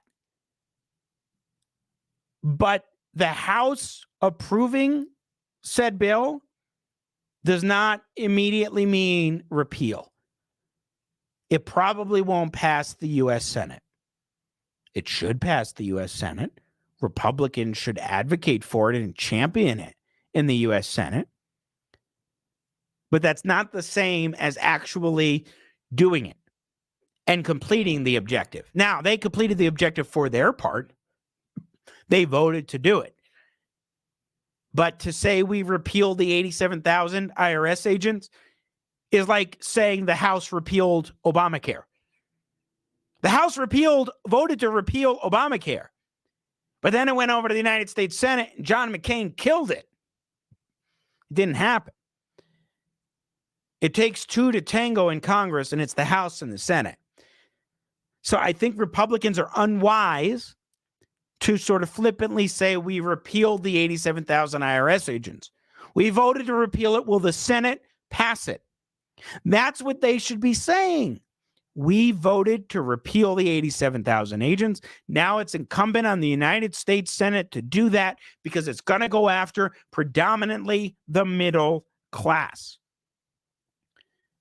Because that is what the record shows for the IRS and their auditing, is going after the middle class. But back to the question at hand. Are Republicans going to follow through with their agenda? Again, listen to what Stefanik said. Our first orders of legislative business have been exactly what we promised to the American people. We promised on day one to repeal Joe Biden's army of 87,000 new IRS agents, and yesterday we did just that. Today, we will counter the Chinese Communist Party with our Select Committee on China. We will vote to protect every American's constitutional rights with the new Select Subcommittee on the weaponization of the federal government. We will also vote to stop the Biden administration from selling our strategic petroleum reserves to China. A lot of good things. I think the Republicans will follow through on that list. But what about the appropriations bills? They say they want to split up the 12 appropriations bills, dividing up for the different elements of government, as opposed to one big omnibus spending bill. Now, that's important. That's good. That's the exact thing that they should have been doing for years, but they have not done it in Congress. Going back to that old school way of actual budgeting is right on. But will they hold true to it? Or will they ultimately cave if Mitch McConnell goes to McCarthy and says, dude, we have an agreement.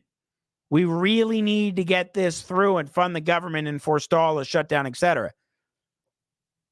I want the Republicans in the House, I think you do too, to hold the line and not to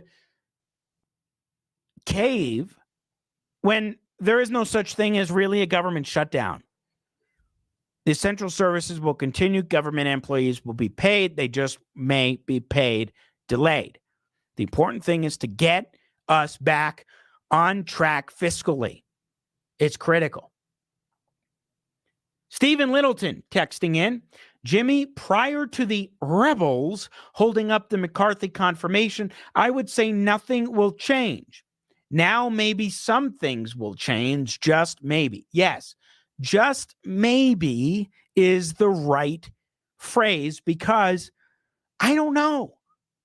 I have to agree with with a lot of the conservative critics who look at the Republican Party and say, well, you know, they're pretty darn weak. They don't follow through. That happens all too often. It's true. Now, does that mean we shouldn't vote for Republicans on elect? No, you still got to vote for them at the end of the day because it's important to have Republican control of the House and the Senate.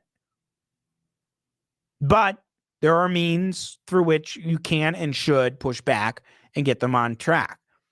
But regardless, I do think that there is a little bit of an opportunity here for Republicans to hold the line, to prove themselves a little bit, a massive opportunity, to prove that they are willing to follow through. And if they do, it will reap benefits.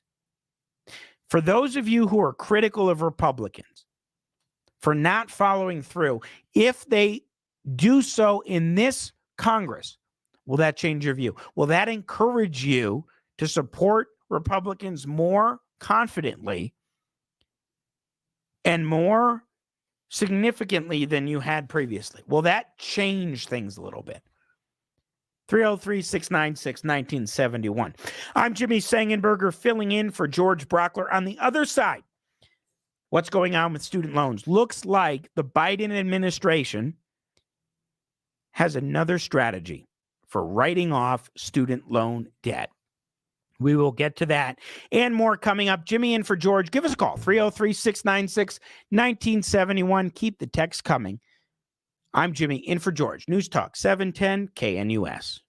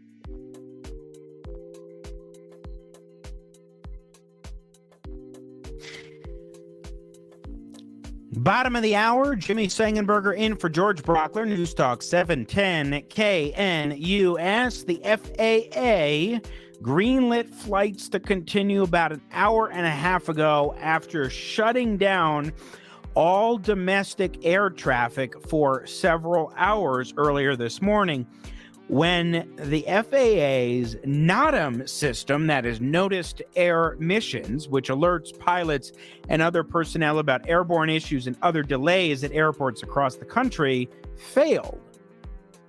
There was an outage in their systems, and they said, oh, we got to ground flights. Some 400 flights were canceled.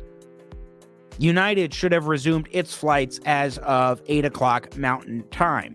But if you were expecting to travel today, just plan on potentially a little bit more of a hectic day. But then again, isn't that the way things are when you're traveling domestically these days using the airlines?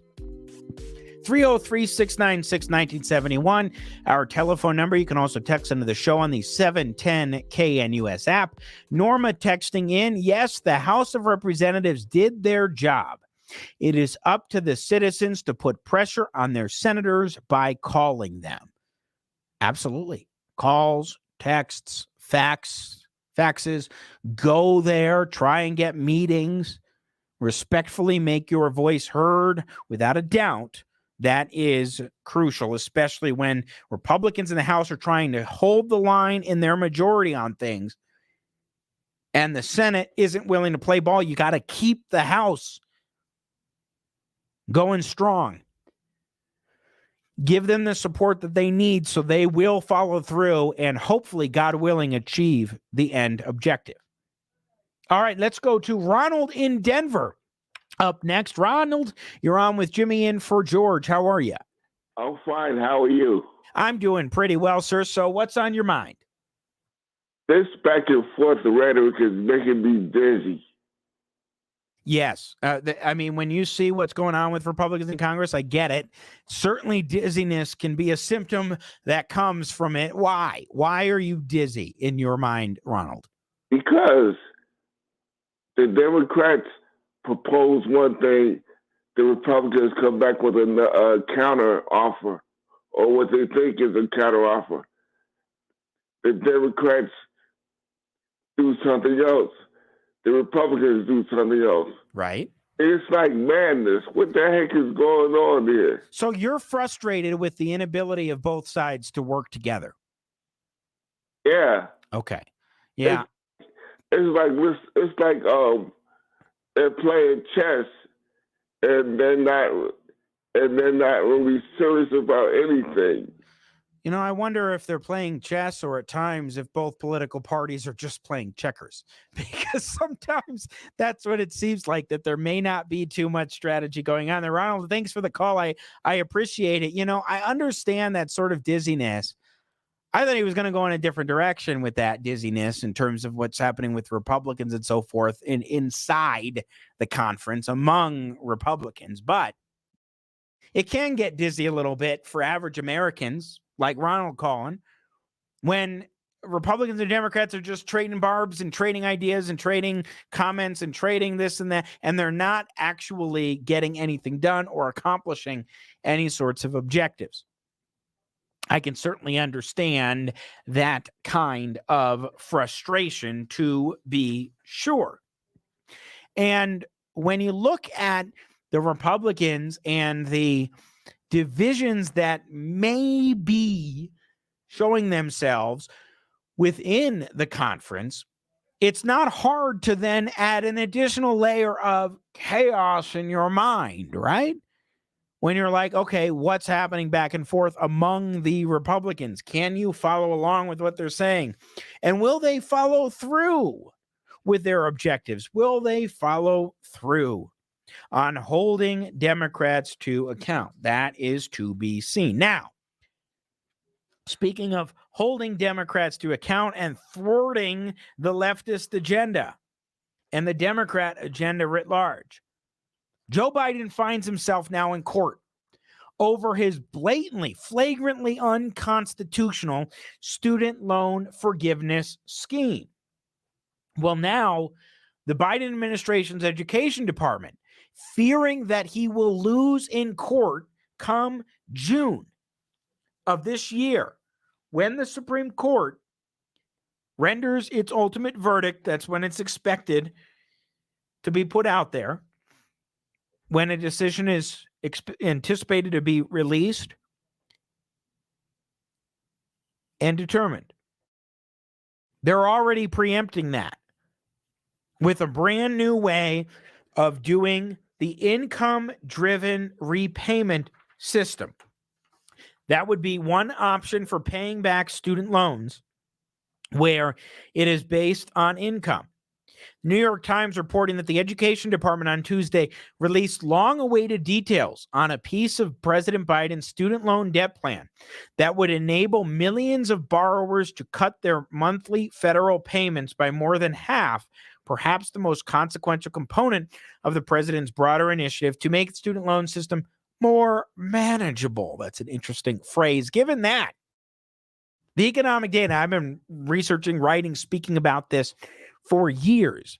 The economic data is clear that it is the federal government's easy money policy with student loans, the proliferation of student loans and grants, that has dramatically exacerbated the skyrocketing cost of college. And as a result, taking out more student loans. And it is because, actually, it's the other way around. The student loan borrowing has precipitated the higher cost of college, which then spurs more student loan borrowing, because colleges and universities have looked at it and said, hey, look at all this money that's available. Let's just jack up our prices. So that's only going to be worsened by the effort to make student loans more manageable in a way that isn't actually going to address the root causes of skyrocketing college costs. New York Times goes on. The Education Department's proposed rules would revise one of its existing income-driven repayment plans, known as REPAY, in which borrowers' monthly payments are tied to their income and family size, and after a set number of years, any remaining debt is forgiven. Unlike Mr. Biden's one-time initiative to cancel up to $20,000 in federal debt, which has been stymied by legal challenges, the new repayment plan would become a permanent fixture of the student loan infrastructure and apply to current and future borrowers. The Wall Street Journal editorial board put this into a bit of context and perspective, noting that the Education Department is proposing rules it said will transform income-driven repayment plans, by which it apparently means turn college into an entitlement whose costs increase on autopilot. Students going forward will be able to borrow without worrying about getting jobs that allow them to repay their loans. Continuing, what the journal says is the Obamacare student loan scam. This is something that I've noted for a long time has been the nationalizing of the student loan market. That happened in Obamacare, or about the time of Obamacare. They nationalized the student loans and also established this income-based repayment program for borrowers. After June of 2014, that cap monthly payments at just 10% of their discretionary income, and that borrowers discharge remaining debt after 20 years, or 10 for those employed by government or nonprofits. Obama administration expanded it themselves to older borrowers without going through Congress. It's just a whole mess. And now Biden is looking at making even more caps. So here's what's going to happen. If you have to pay back less and less of your student loans, it is going to incentivize more and more borrowers to take out more and more student loans, because the expectation is maybe it won't be entirely forgiven, but it will be less incumbent upon you to pay back your student loans. You're going to get to pay back far less and for less time. It is sort of forgiveness by another means, and making college more like an entitlement, as they say. So they may totally get struck down in terms of student loan forgiveness, but the Biden administration is working unilaterally to make it so that borrowers have significantly less to pay back, and yet the bill still has to be footed by somebody. You. In the same way, just over a longer period of time, but in the very same way, there needs to be an outcry against this. There needs to be a lot more discussion about this and about the games that Biden is playing when it comes to student loans. Looks like he's going to be struck down in court. Supreme Court ain't going to uphold his forgiveness scheme that's flagrantly unconstitutional. So if they're going to strike that down, what does Biden have to do? He's got to do something, right? Because they always cry, do something. But he's not trying to work with Congress to actually change laws or to address the fundamental reasons that college costs so damn much. Instead, he's going to make college cost even more, but encourage more student loan borrowing to afford those higher costs. It's just a mess. It's a vicious cycle. And you know what? I've said it before. I'll say it again. Republicans are very much to blame for what's going on here because they have not taken the issue of student loans and higher education costs seriously at any point, except when Biden declares unilateral forgiveness scheme. And then they're like, hair on fire. You can't do this. Well, of course you can't do this. You shouldn't do it either. But where were you, Republicans, for years leading up to this point, trying to lay the groundwork to oppose politically what the Democrats are doing? And these other backdoor ways that they're trying to do it. And to win the messaging battle, there's not even an attempt by Republicans to do it. Now we're getting a little bit of an attempt, but not nearly enough. What do you think? Is that another instance of Republicans not being on the ball? Or is it an instance where Republicans are sort of like, we don't really care because those are student loans, borrowers took them out, and we shouldn't worry about it because you're responsible for it, so why even talk about the issue? Why even engage in the conversation? I think that's a foolish way of doing politics, but some people believe that. What do you think? And what about the Republican agenda? Again, Elise Stefanik, House GOP caucus leader, laying out the agenda. Our first orders of legislative business have been exactly what we promised to the American people. We promised on day one to repeal Joe Biden's army of 87,000 new IRS agents, and yesterday we did just that. Today, we will counter the Chinese Communist Party with our Select Committee on China. We will vote to protect every American's constitutional rights with the new Select Subcommittee on the weaponization of the federal government. We will also vote to stop the Biden administration from selling our strategic petroleum reserves to China. By the way, Subcommittee on weaponization of the federal government, I believe that was the church-style committee that I was talking about earlier in the program. For those who are curious, this Select Committee on China is very important. I heard Mike Gallagher, U.S. Congressman Mike Gallagher, not Salem host Mike Gallagher, but U.S. Congressman Mike Gallagher on with Hugh Hewitt while I was riding into the station. And he was talking about how he's going to be chairing the Select Committee on China and how they will be focused very seriously on the serious issues, not playing games, but the serious issues involving China that's unique for Republicans and very important to have that Select Committee. And it underscores why a House majority of Republicans is so important. Even to have a committee like that requires Republicans to control the House. Otherwise, it doesn't happen. I'm Jimmy Sengenberger in for George Brauchler. We'll take a break, pick up with more on the other side. Your thoughts, calls, text 303-696-1971. You can text in on the KNUS app on your smartphone as well. Keep it right here. It's News Talk 710 KNUS, Denver's local talk leader. Want to take your favorite radio station wherever you go? Well, now there's an app for that. No matter where you are, stream your favorite shows. Tap the app to listen to podcasts. Talk back to your favorite local hosts. At the tone, leave a message. Call the show. Set your alarm. Enter contests and win prizes, all in the palm of your hand. Available now for iOS and Android devices in the App Store or Google Play. And best of all, it's free. Download today.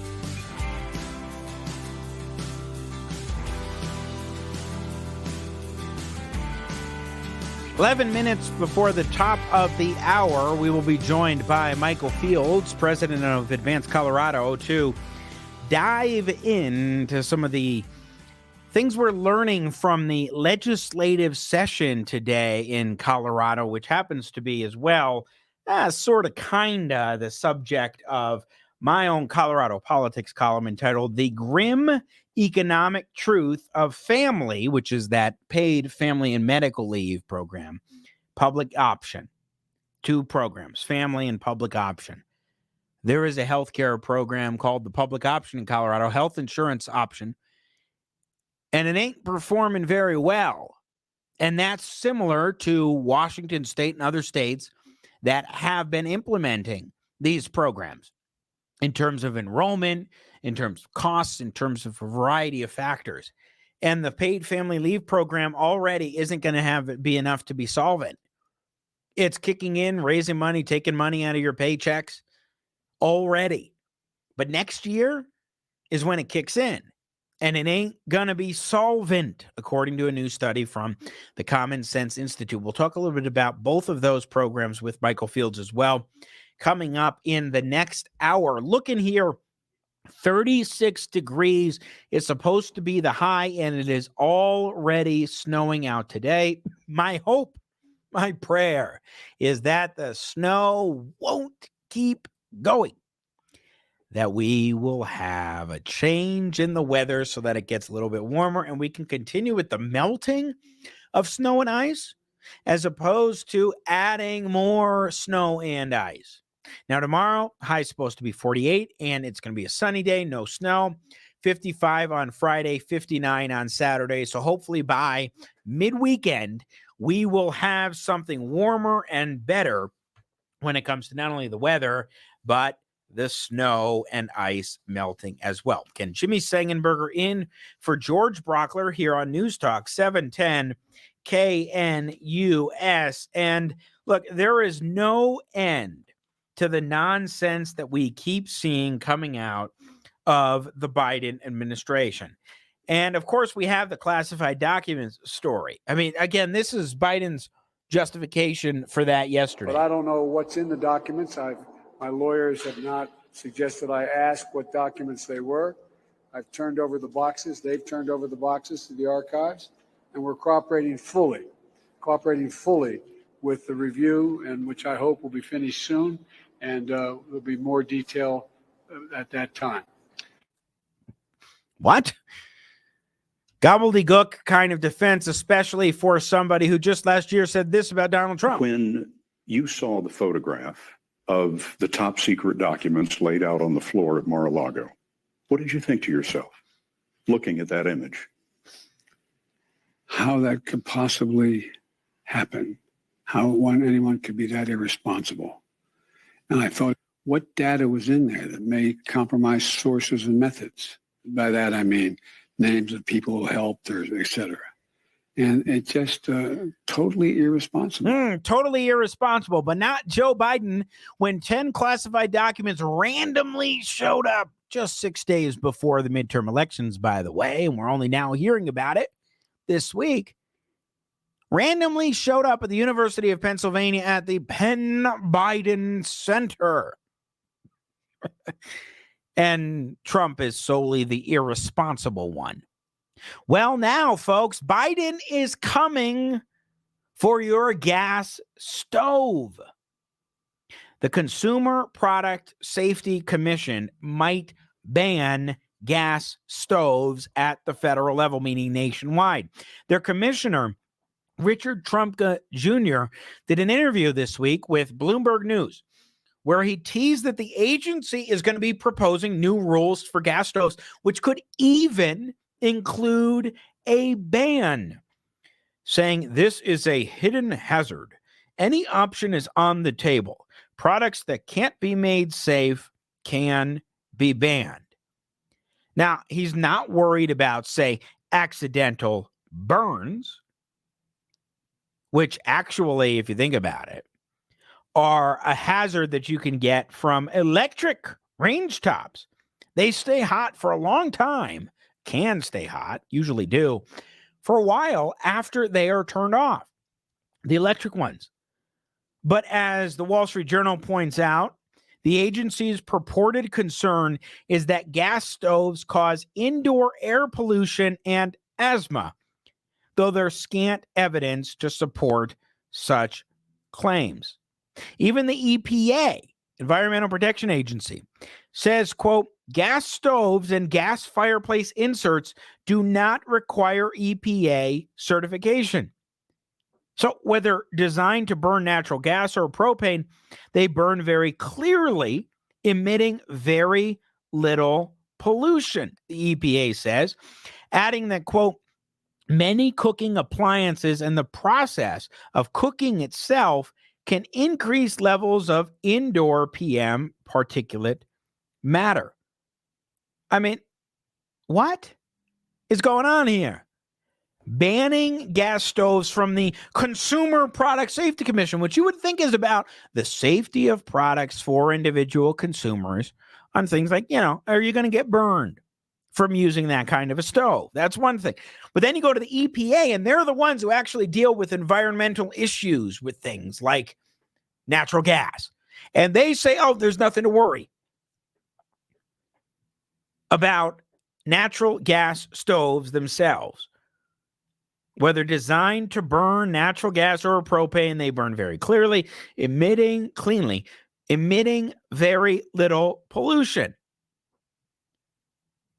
I mean, how many things do they want to come after in our day-to-day lives? They claim to be the ones on the left who don't want to interfere in our social lives, in the bedroom, et cetera, et cetera. And yet, at every turn, they want to micromanage the day-to-day aspects of our lives. And it is really in pursuit of a radical climate agenda, because ultimately what they want is to destroy the natural gas industry. That's it. They don't want natural gas. They want us to be focused on renewable energies. And they'll do whatever they can to advance renewables, green energy, and to dismantle the fossil fuel industry. Hence, coming for your gas stove. I'm Jimmy Sengenberger, filling in for George Brauchler. On the other side, we will be joined by Michael Fields. Let's get local for the next hour. Talk a little bit about what's happening in Denver and Colorado writ large. Jimmy Sengenberger in for George. News Talk 710 KNUS. Want to take your favorite radio station wherever you go? Well, now there's an app for that. No matter where you are, stream your favorite shows. Tap the app to listen to podcasts. Talk back to your favorite local hosts. At the tone, leave a message. Call the show. Set your alarm. Enter contests and win prizes. All in the palm of your hand. Available now for iOS and Android devices in the App Store or Google Play.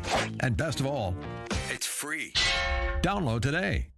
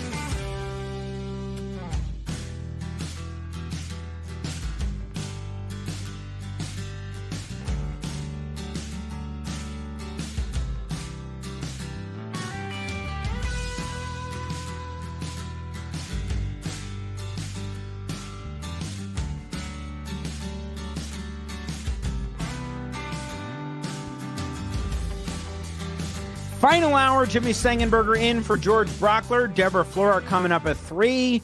Stephen Tubbs at 4 until 7. Of course, I host the Jimmy Sengenberger Show every Saturday morning from 6 to 9. Be sure to tune in then. Great to be with you today. And I'm looking outside. Snow, snow, snow. I haven't even given us the chance, Mother Nature, to let the snow and the ice melt before we get more of it. Doesn't look like it's supposed to be that much snow coming our way today, but just when you think things are melting away, you're going to add at least a little bit to it. Of course, our telephone number 303-696-1971.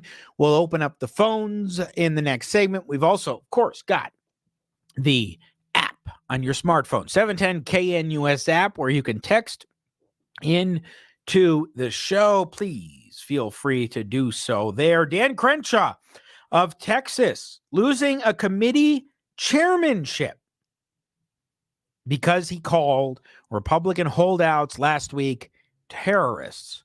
We'll get to that coming up a little later in the program. But let's turn locally. We talked about how Democrats are coming for, the Biden administration is coming for your gas stove.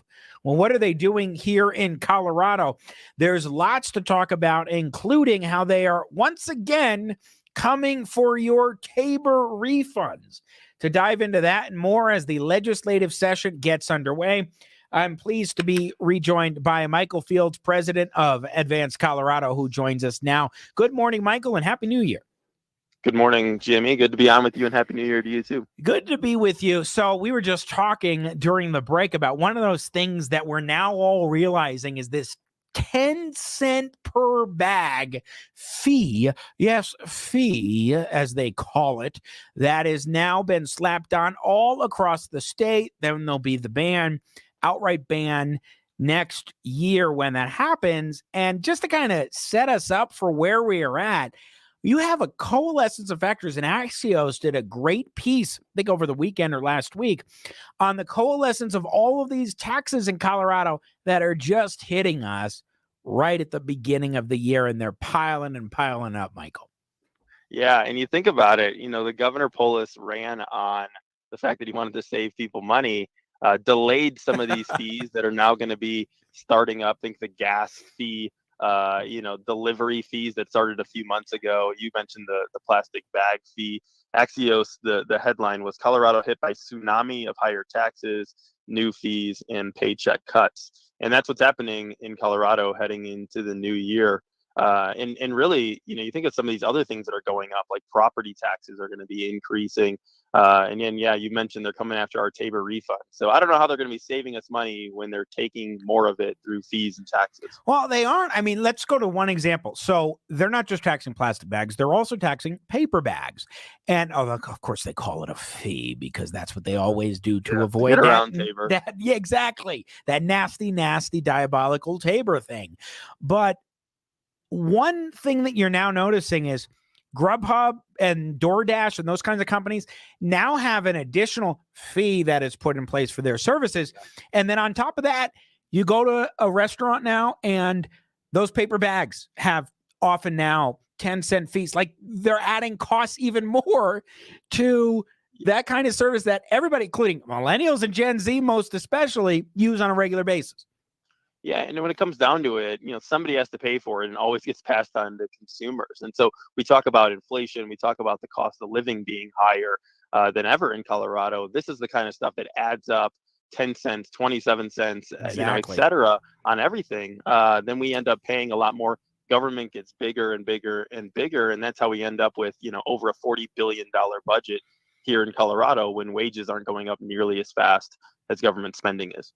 Now we mentioned it before, this pesky Tabor thing, the Taxpayers Bill of Rights, which 30 years ago this month went into effect a couple of weeks ago.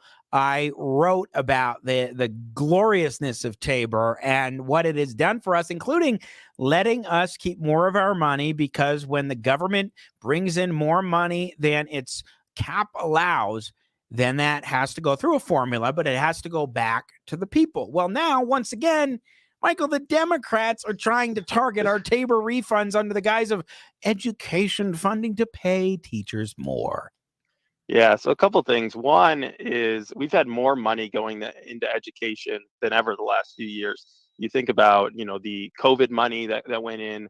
Governor Polis had an increase to education. We have more money than ever going into education. The problem is it's not getting to teacher pay. And I know you've talked about this a lot, and I have over the years, of how much money does not get into the classroom, goes to bureaucracy, administrative costs. But on the other side of it, these are people who just ran. You think last year on the Colorado cashback, which was just Tabor refunds, exactly. Right? They said, we're going to send back this check, $750 per person. And, this is going to help, with the increased cost of living, et cetera. They ran on it. They put it on their mailers, everything else. Right. And it took not even 1 week into session where they're coming out with a bill to take those away permanently.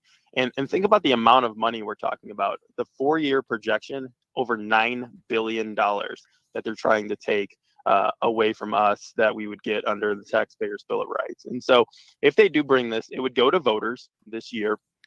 And they had just done this in 2019, trying to take away Tabor refunds, and voters thankfully defeated it. And so if they do bring it to us, we'll do the same campaign, try to convince people that their $750 check is better in their pocket than going to government, and hopefully it goes down again. Now, one thing that I wonder, again, we're talking with Michael Fields, president of Advance Colorado, and by the way, a former teacher yourself. I should put that out there, Michael. But when we see locally property taxes that are put forward to raise taxes for education, Dougco being an exception this last go around, which I actually supported. I'm not a Dougco resident, but I did support the bond and MLO efforts that narrowly were defeated. But generally speaking, when you see an attempted Tabor override, usually in this case it would be a mill levy override for property taxes, because that's the primary way that school districts are funded, voters tend to be more willing to give that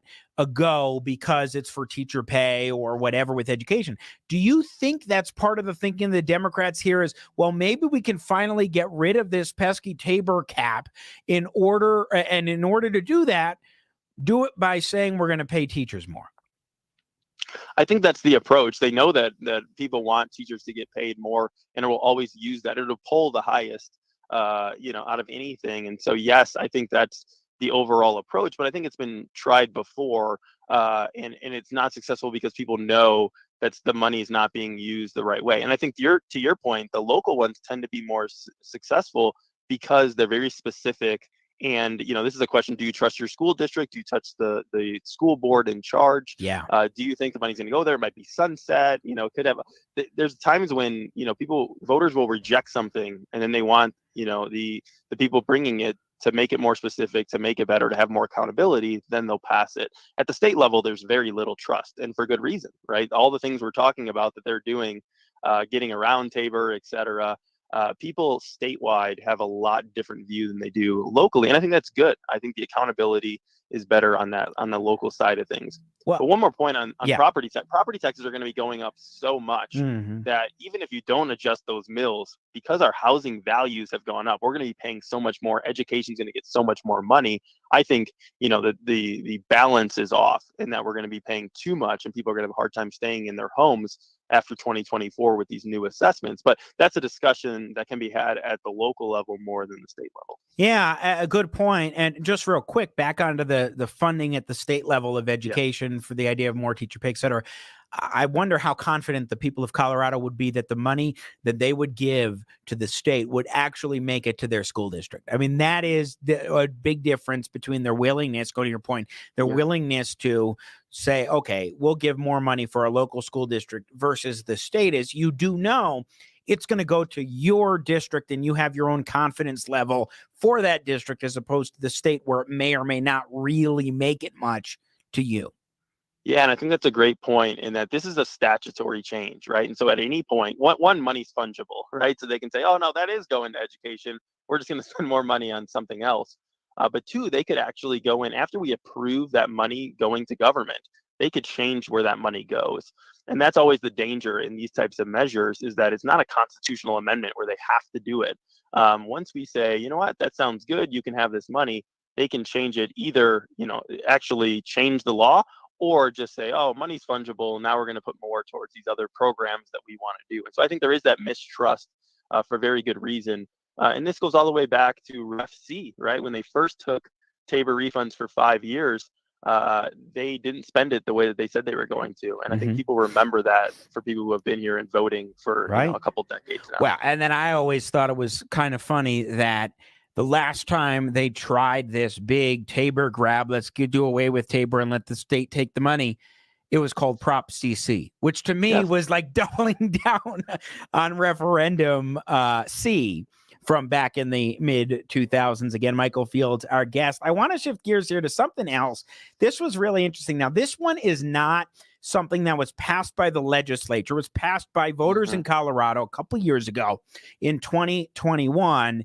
But we're about to see the chickens come home to roost, and the legislature may well need to step in and do something. And this is the family program, FAMLI, which is really a disaster in waiting. I write about this in my column for Colorado Politics today. It was passed by the voters in Proposition 118, establishing a paid family and medical leave program funded by premiums, really fees, really taxes that function. It's basically a payroll tax, 0.45% from the employee, 0.45% for the employer. And that kicks in this year, the tax. And next year, the benefits will start being paid out. And those benefits include up to 16 weeks of paid family leave. This is a boondoggle, and the Common Sense Institute released an analysis last week finding that they're not going to be able to keep it solvent unless they up the amount of money that they're able to take from workers and employers. What do you make of all this?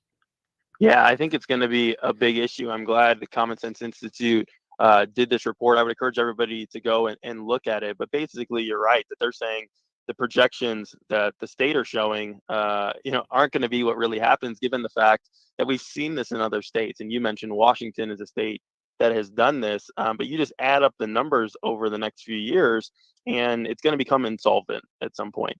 And really looking at, the fact that these premiums, you talked about the 0.9, the 0.45, and the 0.45, that can only go up to 1.2. There's a cap. But the projections show that it would need to be at 1.7.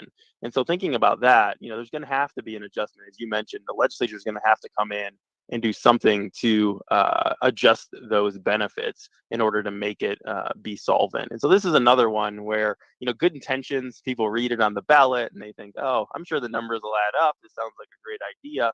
The devil's in the details.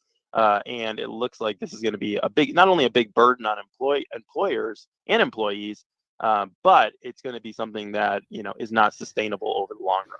Now, Michael Fields, one of the things that was passed by the legislature also a couple years ago in 2021 is something called the public option, which of course is, and this was talked about for years, even going back to the Obamacare debate.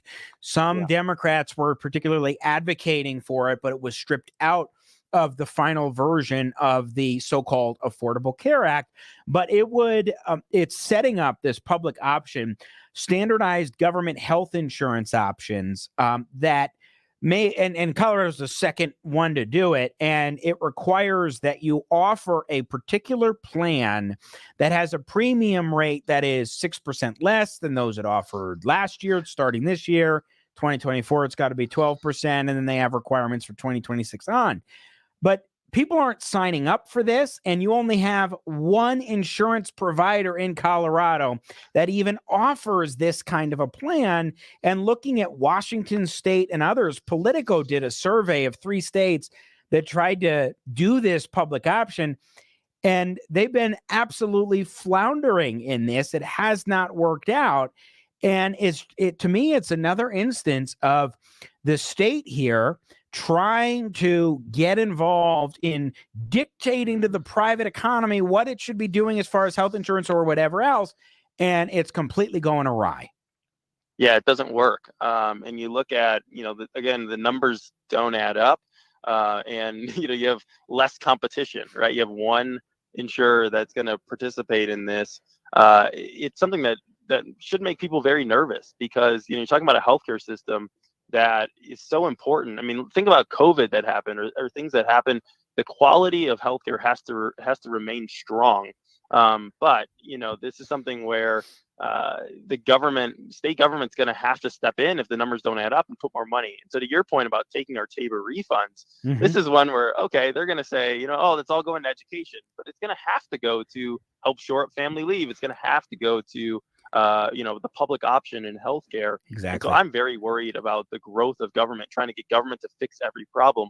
Why don't we try loosening some of the regulations and letting people buy a cheaper plan that covers what they need? Like, that would be a better solution, and having more competition, right, than chasing everybody out of the market, having one group, and then having taxpayers be on the hook for paying for it. Well, Michael Fields, this just goes back to why the Taxpayers' Bill of Rights is so critical as a check on government.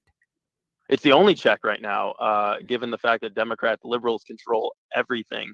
The fact that they can't raise taxes, they can go around and try to do fees, and we've tried to block that, and we need to continue that fight. But overall, they can't just come in and raise billions of dollars of taxes without voter approval. And so the voters become the check on government right now, government growth.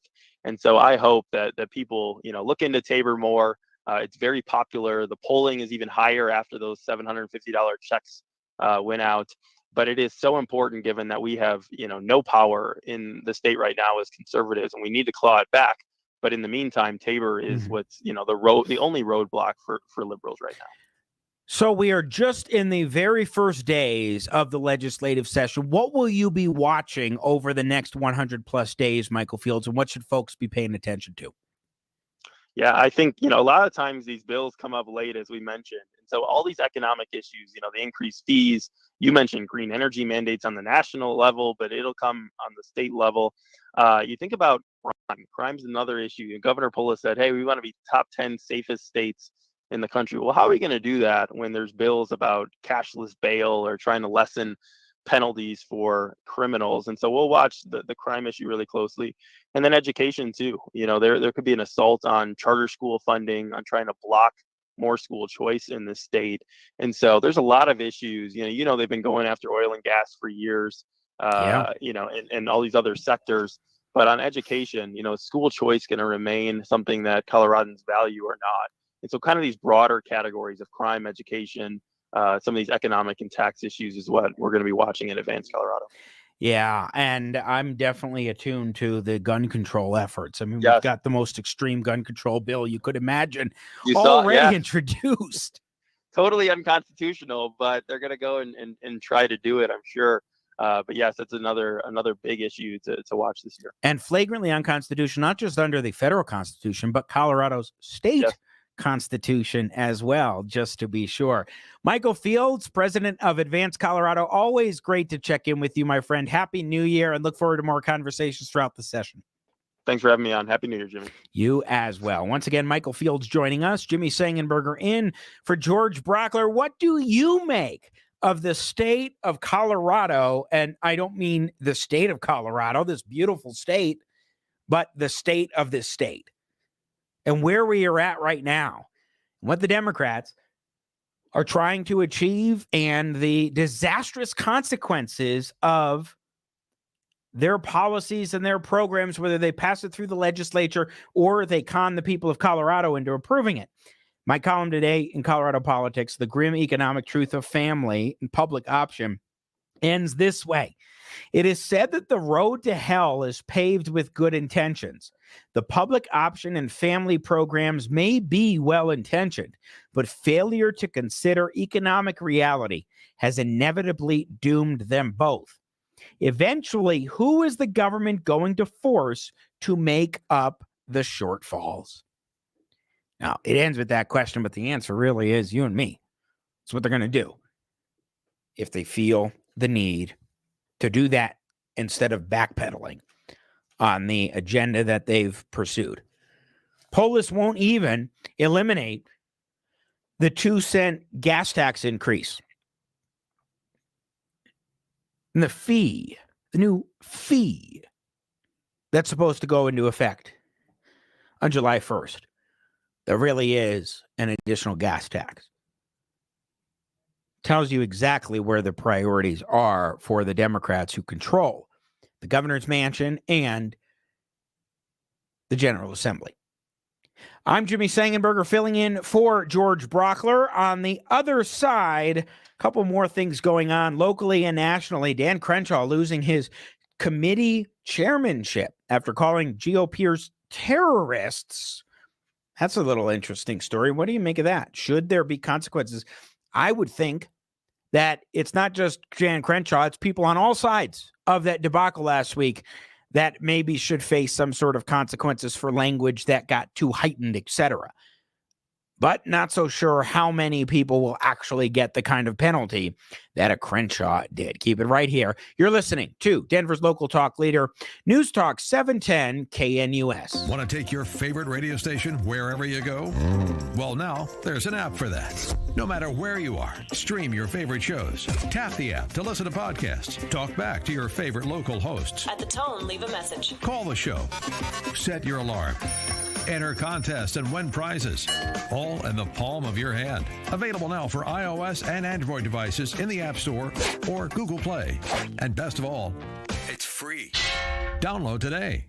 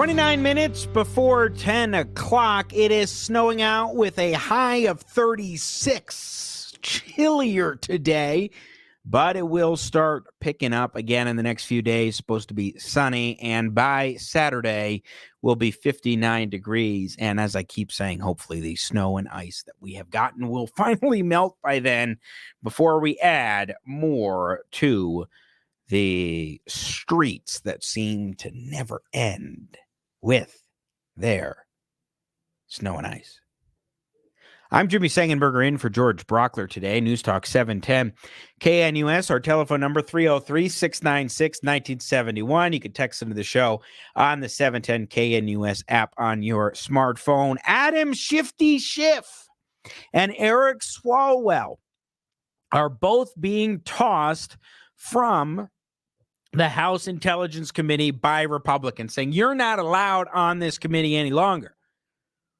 Similarly, Ilhan Omar is being blocked from going to the Foreign Affairs Committee.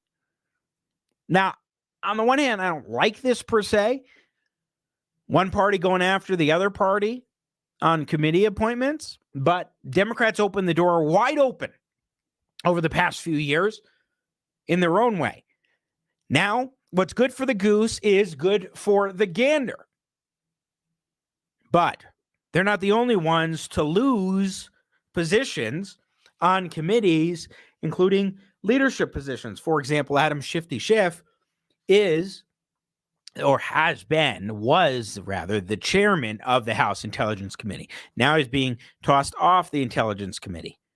Well, Congressman Dan Crenshaw of Texas, he's one of the most prominent members of the House Republican Conference, well known, was denied the chairmanship of the Chamber's Homeland Security Committee on Monday in favor of a House Freedom Caucus member, Representative Mark Green of Tennessee, who will now lead the panel, according to the New York Post, which provides oversight over the Department of Homeland Security and handles issues related to illegal immigration and terrorism. Why is this the case? Well, Crenshaw told CNN of the 20 holdouts last week, they are enemies now.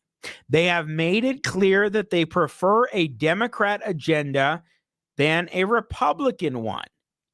And he added to Fox News radio host Guy Benson later that day, we cannot let the terrorists win. They demand more places on committees. So McCarthy says, okay, give me a list of names. And then they refuse. And then they say, oh, you're trying to trick us. You know? I mean, it's like playing with children. I mean, it's very difficult to understand what it is they want. And then later he defended himself on Sunday, saying, obviously, to people who took offense by that, it's pretty obvious that it's meant as a turn of phrase. To the extent that I have colleagues that were offended by it, I sincerely apologize to them. I don't want them to think I actually believe they're terrorists. It's clearly a turn of phrase that you use in what is an intransigent negotiation. Look, honestly, I think it's overkill to toss him off that leadership position. A scolding, apology, that kind of thing makes perfect sense. But look, it was tense last week. It was insane last week. And you can understand the utter frustration, especially because it appears that most of what was agreed in the final rules package and most of the concessions that McCarthy made were made prior to last Tuesday. Not everything, particularly the motion to vacate so that one Republican can say we want to vote a no confidence in the Speaker of the House. That looks like it was achieved through last week's negotiations and so forth. But I kind of understand the frustration. Now, not good to use that language, terrorist, to describe fellow Republicans. I mean, yes, you're going to be critical. You should be critical of your own party at times. But Ronald Reagan did say, thou shalt not speak ill of a fellow Republican is the 11th commandment. And Crenshaw most certainly violated that by saying terrorist. But the idea that he should be tossed off, there are a lot of people, I think, last week who said and did things that should face some sort of consequence if we're going to level that against Crenshaw. If rather the House is going to do that, House GOP, Speaker McCarthy. Mike Rogers looked like he was ready to go completely pummel Matt Gaetz in that big show in the on the floor of the House Friday night. I mean, is he still going to be chair of the House Armed Services Committee? Yes, he is. So where's the standard there? So I think it's kind of silly to remove him from that leadership post, Dan Crenshaw, unless you're going to go after other Republicans and get them to face consequences for some of the things they said and did last week. But we'll see what happens in that regard. Listener text. I just moved here from California. God bless you. I figure this state is about 7 to 10 years behind California with the stupidity, control, and taxes. Yes. First of all, welcome to Colorado. Second of all, I'm sorry that other Californians have been coming here and helping to Californicate Colorado. You're right. The stupidity, control, and taxes are headed towards Colorado. But thank God we have the Taxpayers' Bill of Rights making that a lot more difficult. And the voters in Colorado have tended to support Tabor and defending Tabor and keeping it in place so that we can keep more of our money. It is a major, significant check on government overreach. And it's something California does not have. I think if memory serves me, California used to have something kind of similar, but they got rid of it. And when they did, all hell broke loose. And then you ended up being in the position that California is now, a hellhole in so many ways. And Colorado heading in that direction. What a travesty and a tragedy this all is. So what's interesting too, just about last week, the House GOP had a Freedom Caucus where 20 members of the Freedom Caucus really pushed back and did manage to get some concessions before and after holding out on votes for McCarthy. Well, it's interesting. Over in the Wall Street Journal, there is a left-wing progressive, self-described progressive, named Ted Rall, who was complimentary, saying, look, the right had this. They were able to get concessions. Their tactics were superb, he said. They extracted substantial concessions consistent with their beliefs and their promises to constituents. I dream that the House Democratic Caucus will someday have an analogous faction, purist, leftist, determined to force leadership to bend to their will. Finally, the progressive base of the Democrats, the majority without whom the party could never win, might have a seat at the table long dominated by corporatists. In 2021, I've been referencing this for the past week and a half. In 2021, Democrats behind the scenes were gearing up, some of the squad members, for an effort called Force the Vote. We're going to withhold our vote for Pelosi's speakership unless we get concessions that we're going to vote on something like Medicare for all, etc. Even just symbolic votes, put people on the record. Pelosi managed to nip that in the bud. It didn't happen. And she was elected speaker on the first ballot. There was no real dissent. But the left-wing flank didn't get what they wanted. They didn't get a thing that they wanted. So who's more effective? The squad on the left or the House GOP's Freedom Caucus? Well, Ted Rall's right. The Freedom Caucus is more effective, and they managed to do this. Now, it was embarrassing. Maybe it will come back to bite Republicans, but nevertheless, they were able to accomplish this objective in a way that the leftists in Congress, the outright leftists, weren't able to do before. And that, I think, should be something notable for conservatives everywhere. But it should also be a little bit of a warning in the sense that you could get bogged down in back and forth between different factions in the Republican Party instead of let's just coalesce behind a particular objective. Let's embarrass each other less. I don't know. We'll see what happens in that regard moving ahead. I'm Jimmy Sengenberger filling in for George Brauchler. We've got one more segment on the other side. Any final thoughts? Welcome into the program. By the way, a recommendation to check out Crenshaw's podcast, noting that it is very good. I've heard that, but I haven't listened to the podcast before, but thanks for texting that in. Jimmy and for George, you're listening to Denver's local talk leader, News Talk 710 KNUS.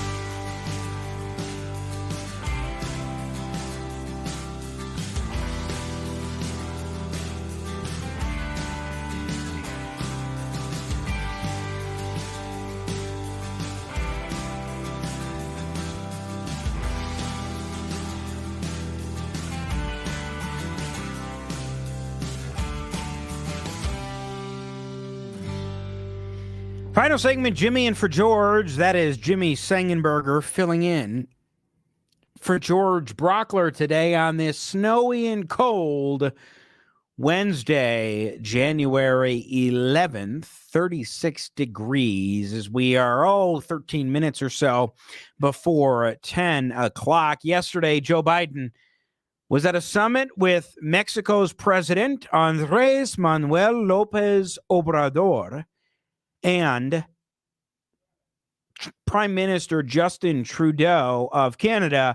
And he said one of the additional, another thing that you can add to the list of things that don't make sense that Biden said. Listen to this. I want the record to show I don't know what questions I didn't answer. I'm prepared later. Thank you very much. Wait, what? Listen to that one more time. I want the record to show I don't know what questions I didn't answer. I'm prepared later. Thank you very much. I want the record to show I don't know what questions I didn't answer. I'm prepared later. What? Is he basically saying, like, I know what questions I'm going to get in advance, but I don't know the questions that I didn't answer? I don't know. Does he ever really make sense? I mean, listen to his defense of the classified documents in his possession. But I don't know what's in the documents. My lawyers have not suggested I ask what documents they were. I've turned over the boxes. They've turned over the boxes to the archives, and we're cooperating fully with the review, and which I hope will be finished soon, and there'll be more detail at that time. I want the record to show I don't know what questions I didn't answer. I'm prepared later. Thank you very much. I mean, that's our president. That's the president of the United States right there. And makes you scratch your head and just wonder, what? How? In what world? But on that subject of Biden and the classified documents showing up, watch this closely. Watch how the politics plays out and how the Democrats message this thing. Do they put the onus back on Donald Trump for how the Mar-a-Lago situation was handled from his standpoint and try to diffuse the attacks that will come against Biden, rightly so against Biden, for classified documents randomly showing up? Or will Republicans successfully make this a winning issue as far as, at the very least, challenging the Democrat narratives on this? Challenging their arguments, making it more difficult for them to go after Trump and Republicans. It is always fascinating to see some of how the politics play out in these things. I think Phil Wegman of Real Clear Politics put a little bit of this in perspective pretty well. Well, the answer that he gave there is going to set alarm bells off for Republicans because it's internally incongruent. You have the president of the United States saying that he does not know what is in these documents, and he didn't elaborate on how they made it into his private study, whether or not they included information about methods or sources. And that dog is not going to hunt for a House GOP that wants to take a bite out of this administration. They're going to be asking a number of the questions that Guy alluded to a moment ago. And chief among them, I think, is going to be how many more documents are floating out and around there in Biden world. And then, of course, you do have the question of whether or not the Department of Justice handles these issues in two separate ways. Certainly, there's differences. According to the official story, the Biden lawyers turned them over almost immediately to National Archives. But, this is going to be an embarrassment for the current president, because if he finds himself opposite Donald Trump on a debate stage, he's not going to be able to slam him like he has previously when it comes to taking documents to Mar-a-Lago. Yes. Take some of the wind out of the sails of that argument. Absolutely. I think Wegman is spot on in that. Now, that doesn't mean that the Democrats can't successfully prosecute the opposite case, but it makes it a lot more difficult for them to do so, especially when you have things like this said by Biden last year. When you saw the photograph of the top secret documents laid out on the floor at Mar-a-Lago, what did you think to yourself looking at that image? How that could possibly happen, how anyone could be that irresponsible. And I thought, what data was in there that may compromise sources and methods. By that, I mean names of people who helped, or et cetera. And it's just totally irresponsible. Totally irresponsible. That's what Biden said about Trump holding any classified documents. And then randomly, they show up 6 days before the midterm elections.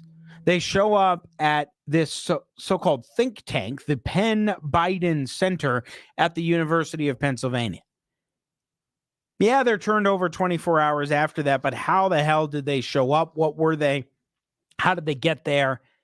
Lot of unanswered questions that must be answered by the Biden administration. And they're very fair questions. Now, one thing I want to end with as we wrap up the show. Andrés Manuel López Obrador is the president of Mexico. And he thanked Biden for something that a president who's trying to show seriousness at the southern border should never be thanked for. You, President Biden, you are the first president of the United States in a very long time that has not built not even 1 meter of wall. And that, we thank you for that, sir. The first president in a very long time not to build not even 1 meter of wall. And for that, we thank you. He's down there in Mexico after visiting the southern border, where we have a humanitarian disaster and a national security crisis. And Joe Biden is trying to exude, oh, I'm on top of this and I'm visiting it. Visiting the southern border for a photo op. Dog and Pony Show, as one local reporter put it over the weekend. But I'm doing it, and I'm giving a speech, and I'm talking about how I'm taking this seriously. And then you go to Mexico, a country that needs to be involved significantly in paring back this crisis of illegal immigration going through Mexico into the United States. And he's literally thanking the president of the United States of America for not building even 1 meter of wall. What? How does that work? How is that something that you want to embrace or want to hear from another world leader? Absolutely preposterous. Listener text here. What classified documents are in Biden's basement? I want the record to show I don't know what questions I didn't answer. I'm prepared later. Thank you very much. He probably doesn't even know. In fact, remember, listen, he said he didn't even know. But I don't know what's in the documents. My lawyers have not suggested I ask what documents they were. He doesn't even know what's in the documents. So who knows? Biden doesn't even know what classified documents are in Biden's basement or Biden's pen, the Penn Biden Center or whatever the heck it's called, or anywhere else. Who knows what else may show up in the Penn Biden Center, in the Biden's basement, wherever. We don't know. But at least the record shows that he didn't know what he didn't answer. I want the record to show I don't know what questions I didn't answer. I'm prepared later. Thank you very much. Maybe I've overplayed that a bit now. I meant to get to it earlier, but it's one of those Biden sayings where you're like, okay, it makes you chuckle, but then you realize, oh man, that guy is the leader of the free world, as it were. My goodness. Stay warm and drive safely out there. Again, 36 degrees the high.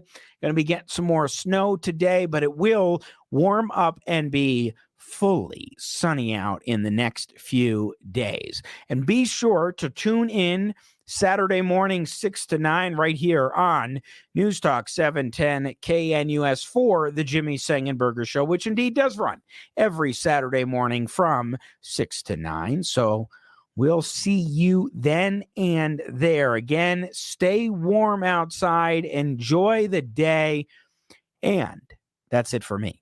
Again, Jimmy Sengenberger filling in for George Brauchler. Check out my column as well at Colorado Politics today. The grim economic truth of family public option. Stay warm, stay safe. Have a great one. God bless America.